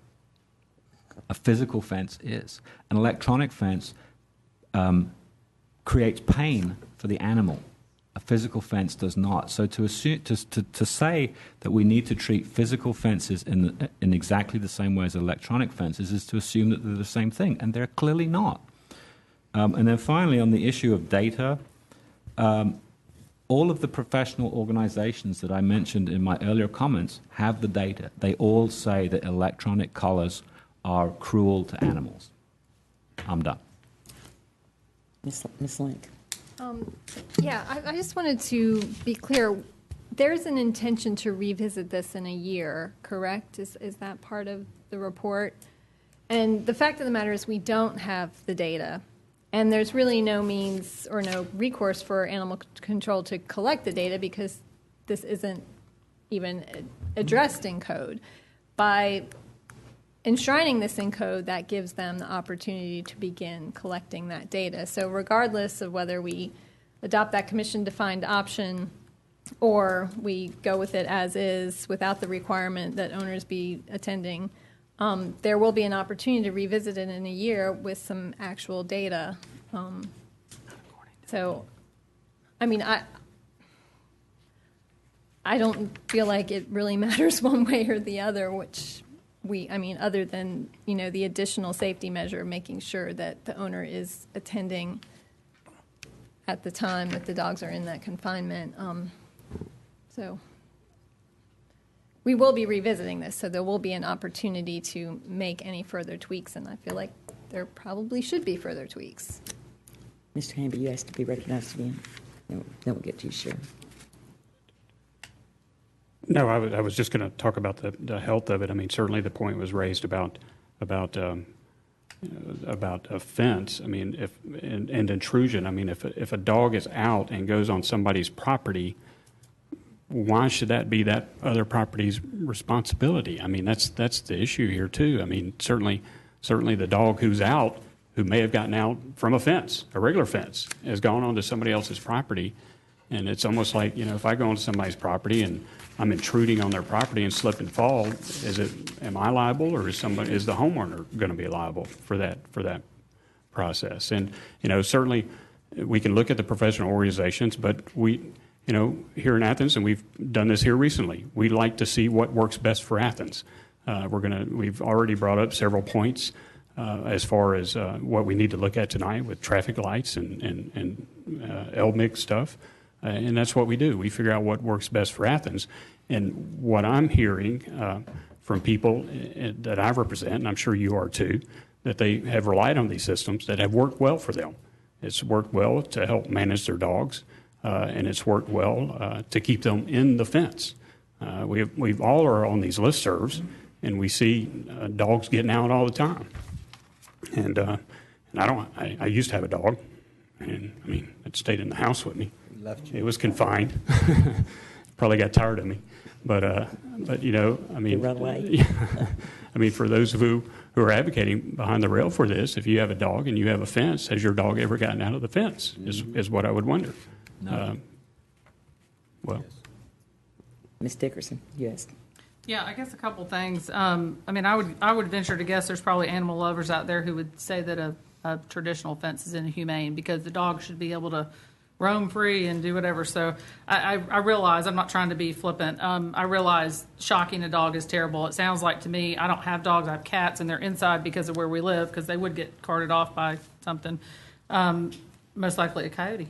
So, but I think it's important that we not punish, we don't punish everybody for what may or may not be an issue. I guess I'm going back to the fact that we still don't know how big a problem this is. We don't know how many dogs there are in Athens. So, I mean, we're talking 1,300 calls or 1,400 calls out of, I don't know, how many dogs is that? And how many of those calls have we had any major, I mean, I don't know. I mean, we just don't have enough information. So I feel hesitant to, obviously I feel hesitant because I recommended the substitute motion, but to make any type of change at this point, without having more information in front of us. So I guess I would ask, though, because I think Commissioner Link could be incorrect, and I'd ask Commissioners Gertz and Harrod whether or not their CDO suggests that we come back in 12 months and revisit this, or if your CDO is strictly your CDO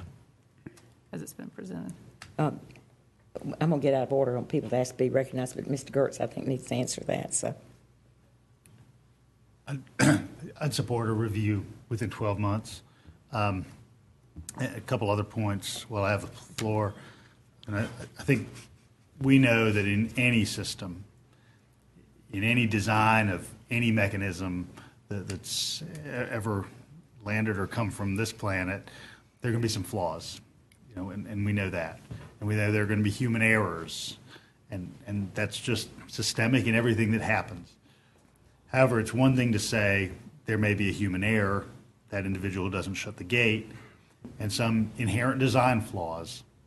And I do view as an inherent design flaw the prospect that you could have a child or even a dog on leash wander up to and through a property boundary. That's simply something that the electronic fence doesn't manage. Now, to the point that Jerry Neesmith made a little bit ago, this question of the definition of attendance, I'd certainly be happy to see the language include that this shall not be an adequate means of confinement if the owner of a domestic animal is not present on the property. I mean, to sort of slightly modify those contours. I mean, certainly the goal is to ensure that there is the owner of the domestic animal present to manage any intrusion or any issue that occurs. That's the intent, is to be able to say, you know, we want that owner to be party to an incident that may happen. You know, again, you know, many of our neighborhoods are full of folks who live on fewer than a quarter of an acre, so there are a lot of people around. You know, we're not living in a frontier society. We just have a lot of people in close proximity and need to be thoughtful about the way that we manage new technologies. Were you finished, Ms. Dickerson? Yes. Go back to Mr. Harrod. You would ask to be recognized. Why did you come to me? I think she might call me. Oh, I think I was going to say, so as I read the current ordinance as it is, the confinement refers to the dog. If I have, and I know I said I wasn't going to say anything, but just to clarify this, if I have a dog and I'm using an electronic collar and that dog gets off my property, I have failed to confine that dog. If that dog then goes onto Commissioner Hamby's property, Commissioner Hamby is not to blame for that. I'm to blame for that. Okay, is anybody else that wants to speak to this before we... I do. Yes, I do. I think this is getting a little overboard because I agree. It would be my fault, but you know, my dog is still on my property. I'm doing the responsible thing. You didn't do the responsible thing because your dog got out of the fence. And the other thing is, you know, this, and here we are, I don't know what the Commission Defined Option says now. Y'all had this in legislative review for how many months? And you looked over it. It came back to us, and then you took a couple more months. And now here we are working this up on the floor. And, you know, and I think that's I think that's irresponsible from that standpoint. I mean, we don't, and I think it's irresponsible because the public's not knowing what is going on with this. We had this in committee. It was looked at in committee. I'm sure, I would hope a lot of these questions were asked in committee. And let's pass what came out of that committee and move on to talking about our budget goals and objectives and how we're going to spend over almost $200 billion of taxpayer monies next year, because I think that's a little bit more important. Thank you, Mr. Handy. Has everybody spoken that wants to speak now? Okay, we have a commission defined, a substitute motion on the floor, which is to accept the original language from the committee, which is to, okay, would you restate the original motion? Because I want to make sure I got it right, Mr. Gertz. You want me to? Okay. To recommend the ordinance as presented and to review it for its effectiveness in 12 months. Now, what I'm trying to make sure that we understand is what the original recommendation of the committee was prior to the commission defined option. That is the It's embedded in the code text here. Okay. Yeah, I don't have like an option. So basically, it will recognize electronic fences as an adequate means of confinement of an animal. Okay, that's what we're voting on. Okay, we have a motion and we have Mr. Behrman. Thank you. An ordinance to amend the Code of Athens-Clarke County, Georgia with respect to electronic confinement systems and for other purposes. Okay, we have a motion and a second. Let's do a roll call, please, Ms. Spratlin. Dickerson? Yes. Sims? Yes. Gertz? No. Link? Yes. Wright? Yes. Bailey? Yes. Neesmith? Yes. Hamby? Yes. Bale? Yes. Harrod? No. 8 yes, 2 no. Okay, so the original recommendation is passed. Okay, well, we will now move to item number FY19, which are our goals and strategies for FY18. Anyone want to address that or make a motion? I make a motion that we, approve attachment 1, the FY18 budget goals and strategies, as noted in attachment. Second. Have a motion and a second. Ms. Link, you want to have discussion? I just want to reiterate something that Commissioner Neesmith and I both brought up during the agenda session, that these goals and strategies are primarily projects brought forward through staff, and they're great. There's lots of good stuff here, and there's stuff that was inspired by kind of more esoteric ideals that we put forward. But there's been no opportunity for this commission to request specific policies and or projects that might also fall under those goals. So I just want to reiterate that we have an opportunity, even if it's 45 minutes during a work session, to propose some additional commission proposed policies and projects that follow these goals and strategies. As we noted tonight, when it came to this Yonah Avenue project and the definite need for some policy tweaking when it comes to development along the borders between our commercial and our residential neighborhoods, we definitely need to readdress that. We have a new federal administration coming forward. There's probably going to be greater need in our community for housing strategies, environmental protections, protection of our immigrants. There's a lot of changes coming down the pipeline, and we need to seriously consider getting ahead of that ball. And, as elected officials, we hear from our constituents every day, and yet we've had no real opportunity to propose direct issue items for next year's goals and for next year's budget. So I hope that we can do that before it comes time to actually move on with the budget. Mr. Smith. Thank you, Madam Mayor. I won't repeat everything Melissa just said, but I'm supportive of it, and also Commissioner Bailey was also expressed the desire to have some influence over policy and budget items from the commission, which I don't think we really have, although I do appreciate the fact, Madam Mayor, that you've taken a couple of my ideas and you want to move forward with them without formulating them here. I appreciate that.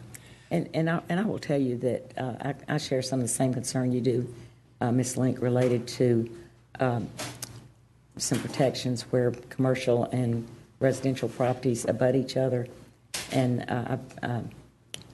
we'll just try to figure out the best way for us to address that. Okay. Mr. Hamby. Thank you, Madam Mayor. I feel like I should say something since I raised a big stink about not saying anything about the budget, but I do want to say something because it's important to talk about the budget goals and objectives that we have down here, certainly for ourselves to always be thinking about, and for the public as well, to let them know where the money's being spent on and which categories as far as the goals go. We're looking at transportation, mobility and connectivity, economic prosperity, safe and prepared community, informed and engaged community, and accountable and responsive government. And under each of those goals, we have different set of specific actions that I would encourage the public to look at online. I won't go through and read it all tonight, but certainly I would encourage that to happen. And I would also, I would probably, I don't know that I disagree with what y'all are saying about opportunities to bring stuff into budget, but at the end of the day, this is our budget. This is the mayor's budget that presents to us. This is our budget. We'll have a chance to vote on it. We'll have several work sessions on it. Certainly, if you have an idea that you want to add to the budget, and we've done that many times in the past. All of us here around, Jared, if you remember, what's that leaf and limb pickup that was increased. We've all done things and put things in the budget, and there will be opportunities to do that. So I would start thinking now about what it's going to cost from that standpoint. So that's all I've got to say. Mr. Mayor. I agree with what my colleague was saying, and Commissioner Hamby. But we need to remember that what we're talking about are our goals and strategies. They're not necessarily the same as our budget, although they are very much tied into. We can have grander goals than our budget allows, but they're not exactly the same thing. But I did say during the process that I felt like we should be able to bring more things forward, and we, of course, can during the course of a year. But I would like to say that I do think that the list of items that were brought forward by staff were pretty good. Almost all of them were excellent. There were a few that might have been a little out of left field, but staff did a very good job bringing stuff to us. Yes. But I do think in the future we do need a little opportunity to add a few things here and there. Okay, before Mr. Neesmith speaks, is anyone else that we should speak to this first? Mine is very short. Okay, back to you, Mr. Neesmith. Please, I don't want to come off as being critical of the process that staff and the manager put us through. It was excellent. And I think he already knows that it can be improved in little ways, much like what we're talking about here. But this is an excellent process, Mr. Williams, and I thank you for it. Okay. I think it was, I'm sorry. Go ahead. Better than the past, so thank you. Yeah. Okay, anybody else? Okay. I think we don't need a roll call on this. We'll have a vote. All in favor? Aye. Any opposed? Okay. Madam Mayor, I move the suspension of rules. Thank you. Have a motion? Have a second? Second. All in favor? Aye. Thank you, Mr. Mayor Pro Tem.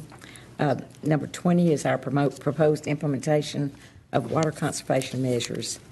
And these are the additional measures that are basically imposed on us by the state government because of the severity of our drought conditions. Doesn't feel like it when you go outside and the rain's hitting you, but it still hasn't pulled us out of that yet. So, Ms. Bryant.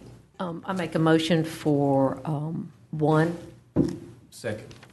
Have a motion second. All in favor? Aye. Any opposition? And now we have, I have a report from the nominating committee for appointments to some of our boards and authorities, and I'm going to read those off, and then I'll entertain a motion for acceptance.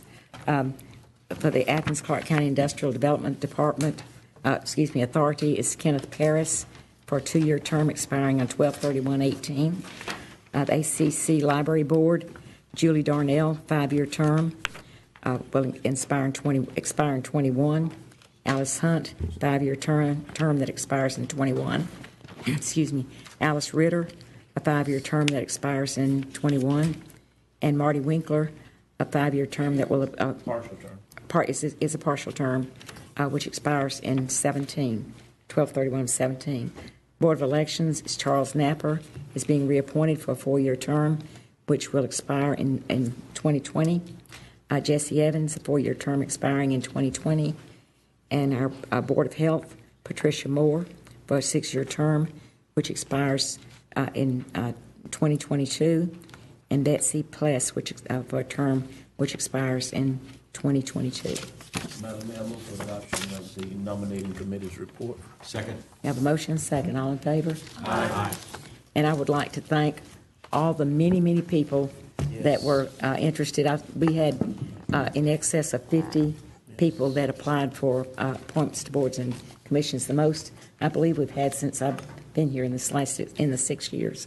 So to know that many people care enough about our community to be willing to take on unpaid work is quite a testimony to the quality of people we have. So thank you, and thank you very much, and congratulations to those who were selected.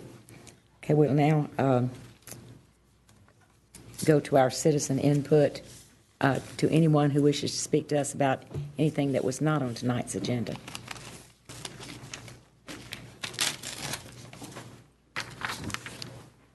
Hello, Abigail West, 149 Morton Ave.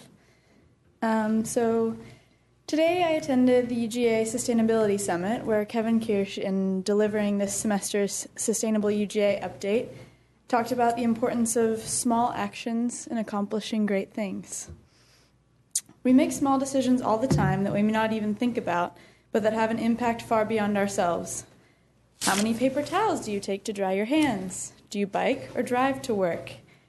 Do you carry a reusable water bottle? How about a coffee mug?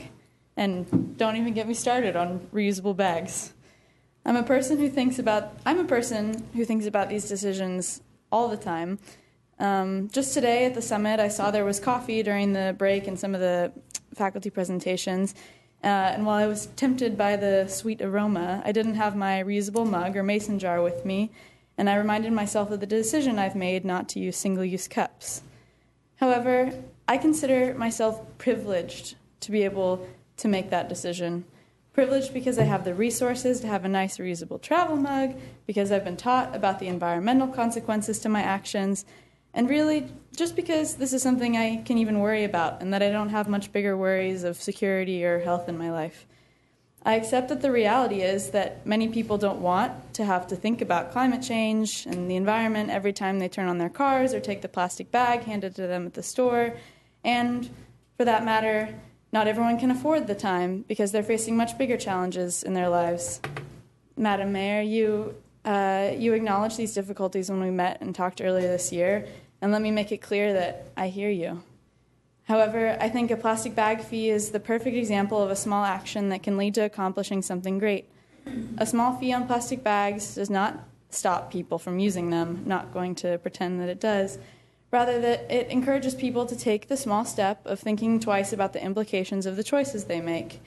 Many of those who might not be in a position to financially absorb the change would be exempt through the EBT exemption built into the fee. This is a great community, and I ask you, as its elected leaders, to not be afraid to take this small step and encourage others to do the same. Thanks. Thank you, Ms. West. Anyone else wish to speak to us tonight? Okay, that was interesting. It's interesting that we rarely ever have just one person at this part in our meeting. So now is the time that we have reports from our staff and from the mayor and commission. And I've got several things I need to bring to y'all. First of all, I want to thank everybody involved in this year's holiday parade because it was just a really magical event. It amazes me for the hundreds and possibly thousands of people, I'm not good at estimating crowds, that are downtown, how courteous they were to each other, and what a happy occasion it was for all of us. So kudos out to everybody that was involved in that. I have another announcement to make. SPLOST committee, Ashley Nah, is that the way you say it, Ms. Link? Nah, from the 3rd District will be on our SPLOST committee. And we have some leisure services awards that I would just like to mention tonight. Dr. Maurice Snook was honored by the Georgia Recreation and Parks Association. Wasn't sure I knew what that acronym was. As the Programmer's State Network Volunteer Award for the year. And GRPA also recognized Dr. Snook with the Volunteer Award for support of the programming at Sandy Creek Nature Center in Sandy Creek. Keith Kirkland, a Leisure Services Department Maintenance Supervisor, received the GRPA District 7 Facilities and Grounds Professional Award. GRPA State and the GRPA State Parks Maintenance Operation Network Distinguished Professional Award. Marcy Summers, the Rock Springs Park Facility Supervisor, was honored by GRPA as the Roy Hammond Leadership Award, which recognizes outstanding staff for their contributions in the field of recreation within the professional organization. So this is one of the many, many awards that our staff get on a regular basis, and I'm very proud of them and give them my congratulations. And we have, and I have another one other appointment, if I can find my notes, because one I can remember is Mr. You just did something on me when you pulled your I thought you'd taken it down, Jerry. I looked over there and I thought you had pulled your plate off, so I couldn't see it. That would be funny. That sounds like something I would do. I do know your name, but I'm looking for my note for the other lady's name that I have appointed to, because it's I know what she does, but I couldn't remember her name. There is in the Northeast Georgia Regional Planning Commission has a comprehensive economic development strategy that they pulled together a committee to help decide on. And I've asked Jared Bailey and Ilka McConnell. Jared, of course, is our District 5 district commissioner, and Ilka McConnell is the vice president of economic development at Athens Technical College. Trying to make sure I haven't overlooked anything because I had several things to bring to y'all tonight. But I believe that's it. Mr. Williams, do you have anything for us? Just a couple things. As part of your packet, you'll have contract awards in excess of $10,000 for the month of October. The other thing I wanted to announce was we're going to publish a new monthly report called Snapshot that's going to have an update on capital projects going on, ongoing initiatives, and departmental updates. And we are hopeful that the citizens will look to this as a source of information to understand what's going on in their government as well as you. And so we're excited about that, and you should expect that in the next couple of weeks. Thank you. I look forward to that. Ms. Maddox? No, ma'am. Mr. Bierman? Nothing tonight, thank you. Okay, well, we will now go to our commissioners, and I don't remember who we did last month, so you were the last one. So we'll start with Mr. Hamby. I always try to look down, hoping no one would call on Work our way. us. He always Never wants to be last, so he gets the... Didn't work for me in school either. So. Yeah. So we'll start with you. I don't really have much tonight. I just wanted to thank y'all for helping with the West Rutherford district. I know the neighbors around there certainly appreciate it, and it's good to see this body recognize our historic town and want to do what we can to help protect it. I think that's real important to how we are as a town and what we hope to continue to be. And the other thing I'd like to mention is I briefly mentioned this to Manager Williams before the meeting is I did have an opportunity to meet with our coroner. And it's always a funny thing to say that you're going to go meet with the coroner, and it's probably best that the response is that at least he's not coming to meet with you. So at any rate, our coroner is in the need of a new morgue at some point in time, and would like to get that on our radar, and that's could certainly maybe a budget item at some point in time, one of those ideas to bring up.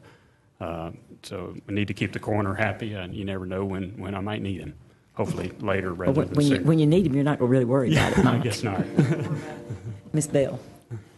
I want to go back to what we did with our interviews. I was really overwhelmed with the number of people that we had. I was so impressed, and I hope that this is just the beginning of reaching out to the community to get more people that want to be a part of what we do. And so many of them, I remember that when we did interview, they said they wanted to give back to a community that has done a lot for them, and I was very pleased to see those remarks, and it was very enjoyable. It was long, but it was enjoyable. Well, thank you, Ms. Bell. But I would also like to thank our commissioners, because I very often say that the public has no idea of the hours and the work that y'all put in, and that interview process started at 1 o'clock in the afternoon and ended at about 8:30, and we interviewed over 50 people in 10-minute increments, and had about 15 minutes to eat a sandwich and when we took a break. So y'all did a great day's work that day, and I wanted to recognize that. Mr. Herod. Two things. Well, one, I would like to follow up on what Commissioner Bell said. I thought it was great. I think we actually had 54 interviewees, and a lot of very passionate people who deeply care about the community, and obviously we had a lot more people apply for positions than we had positions available, so I hope that they will continue to be involved.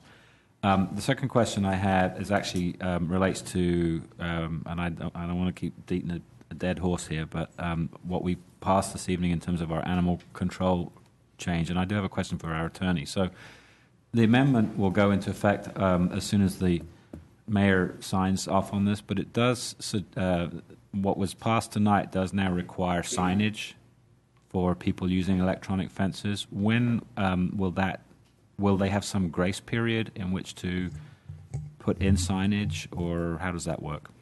I will get with the manager and the Central Services Director, and obviously there needs to be a reasonable time for the public to get familiar with the ordinance and get the signs up.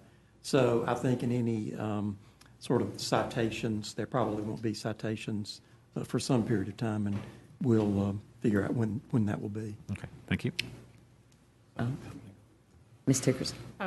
Well, actually, I want to pitch back to Commissioner Herrick because I think he might want to say something about what we did yesterday afternoon about the planning department with the students.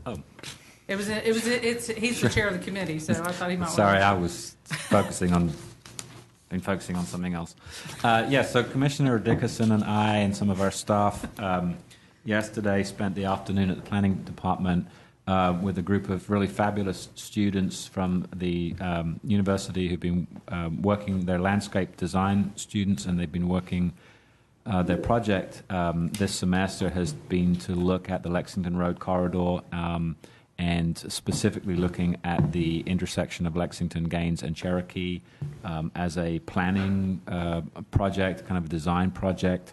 And they did their final presentations yesterday, so Commissioner Dickerson and I spent the afternoon with the students, along with some of their faculty members, their professors, but also some of our staff, and they were really good, and a lot of really interesting ideas. They were given kind of free rein, so it was kind of let the creative juices flow without really thinking necessarily about issues like property lines and these kinds of things. But there were a lot of really good ideas in there, and some of those I would like to see actually incorporated into what we eventually do out on the corridor. So thank you for reminding me. I'd forgotten to mention that. It was a long day, and it was cold. I don't know why that room was so cold, but it kept us all awake and on our toes, and it really. And Commissioner Harrod and I and Commissioner Sims are going to be putting forth some ideas, some of which we're going to pull from what the students suggested along that road. So anyway, very neat. A couple of things just to mention. Barnett Shoals Elementary School had their ribbon cutting actually on Veterans Day back on November 11th. My husband actually had attended the previous school, so he couldn't bring himself to go. He didn't want to see the school gone, but I went. I know Commissioner Sims was there. I don't know if anybody, I was trying to think if I saw anybody else in the room that was there. I guess he was there for you because you had a conflict. So, but it was really nice. It was really exciting to see all the kids and see the new facility and stuff. And of course, that's in my district. And then also last Friday, the Winterville mural project that I mentioned to you guys about, the Arts Council of Winterville, the City of Winterville, and the Winterville Elementary School all worked on that project together. And if you get time and you happen to be on the east side, it's not that far to go. Just drive through on Main Street and cut over to, I think it's Parkview, and you can see it actually from Main Street. But look at the barn and enjoy it. The kids had so much fun. I know Nancy was there, the mayor was there. I'm sorry. It's all right. And the kids got to take their pictures because the kids essentially they took the pictures the 3rd through 5th graders had made, and they actually, Cameron Bliss, the mayor's wife, actually organized the pictures in to make it look have some continuity.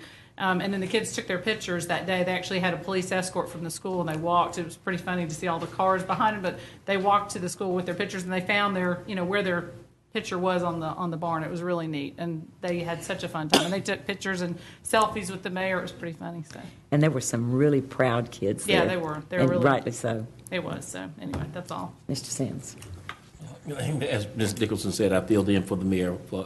They had a proclamation of Barney Shoals School. It's 50 years old.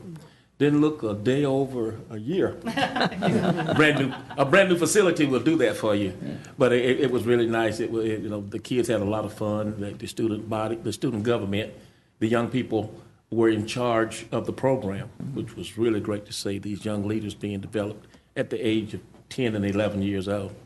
And the other thing is, happy holidays. For everybody to have a wonderful Christmas and New Year's. Mr. Gertz. Happy holidays indeed. And so it's the spirit of, in the season of giving, I have both an invitation to offer to everybody in the room and everybody who's listening tonight, and then a request of everyone as well. So the invitation is that this coming Friday, the 9th, at 7 p.m. at the H.T. Edwards Complex, which we spoke about a little bit tonight, will be Foothills High School's winter graduation, and that is the regional public evening program where I'm student services director. And so if you have about an hour of your time, because it won't take any longer than that, you can see some fantastic young people, many of whom may not have thought that they were going to be able to walk across the stage and receive a high school diploma. So I'd love to see everybody out there, and it's a great event to show off that campus as well. Would you give us the time and date again? 7 p.m. on the 9th, this coming Friday. There will be some refreshments too, so one more thing to draw you out. And the request revolves around a group that I've been working with for quite some time, and that's residents of Bethel Midtown Village. And those residents have worked with some organizations in town, including Books for Keeps and the Athens Literacy Council, to kick off a series of literacy activities for both the children in the complex, of which there are over 200, as well as the adults. And that's going to begin in late January. And that group is looking for some partners to provide things like refreshments on a regular basis. So if your civic organization or your church is interested in participating in that, please give me a call or send an email, and I'd be happy to connect you with the people who are doing the organizing there. So happy holidays, everybody. Ms. Link. I also want to express my, delight at all the folks who came forward to apply for some of those board and commission positions. We had some really great people, real visionary people, and folks who we couldn't find a position for, but I hope that we can. I hope that we can possibly create new opportunities for people to serve. I know that there have been recommendations for other citizen boards, like a criminal justice coordinating committee or some kind of standing environmental or sustainability committee or standing transportation committee. These are the kind of boards and commissions that other communities have by practice. So I hope maybe in the new year we can start thinking about more opportunities for folks to serve, because it's clear that people do want to serve. And, these boards can be stepping stones to other leadership positions. And also, I'm excited to hear that Commissioners Harrod and Dickerson spent some time with some UGA design students. I've sat through, I think, 3 different practicum critiques and at least one practicum class with about 20 or so students who have tackled these kind of design projects. The ones I sat through specifically had to do with downtown, and I wish there was a way that we could somehow get this work before our staff, because often these are areas that we do actually tackle. So maybe I could chat with management more about that. And also, I have another request about Evans Street. I know I sat out there for years listening to George Maxwell talk about how Evans Street needs some traffic calming. And a few months back, we changed our traffic calming criteria, but Evans Street still does not qualify. The new criteria says that you can qualify if you get 500 cars per day and a 85th percentile speed of 32.5. Evans Street has 980 cars per day, but their 85th percentile speed is 31 miles per hour. So it's only 1.5 miles per hour below that speed threshold, but it's almost double the vehicles per day threshold. And it's a pretty unique street in that it's very, very narrow. It's in older neighborhoods. A lot of these homes are right up on the curb, and it has a very sharp curve in it. There have been accidents. There actually apparently was a fatality many years ago. A young girl was killed. And it also has a Boys and Girls Club on it. There are children crossing that street getting picked up all the time. Folks are really scared that they're going to see another tragedy. And I would ask the mayor if we could please reconsider those thresholds and consider Evans Street a special case. It is a very unique street, and I feel like it's only a matter of time before something happens when we have a real tragedy. So thank you. Yeah, Ms. Link, actually, and I know this is without notice, but I was thinking that we had a provision in there where if our police department felt like it was a public safety issue, we could make an exception. I don't remember what that wording is. We do. Do you remember? Well, but we'll look at that together.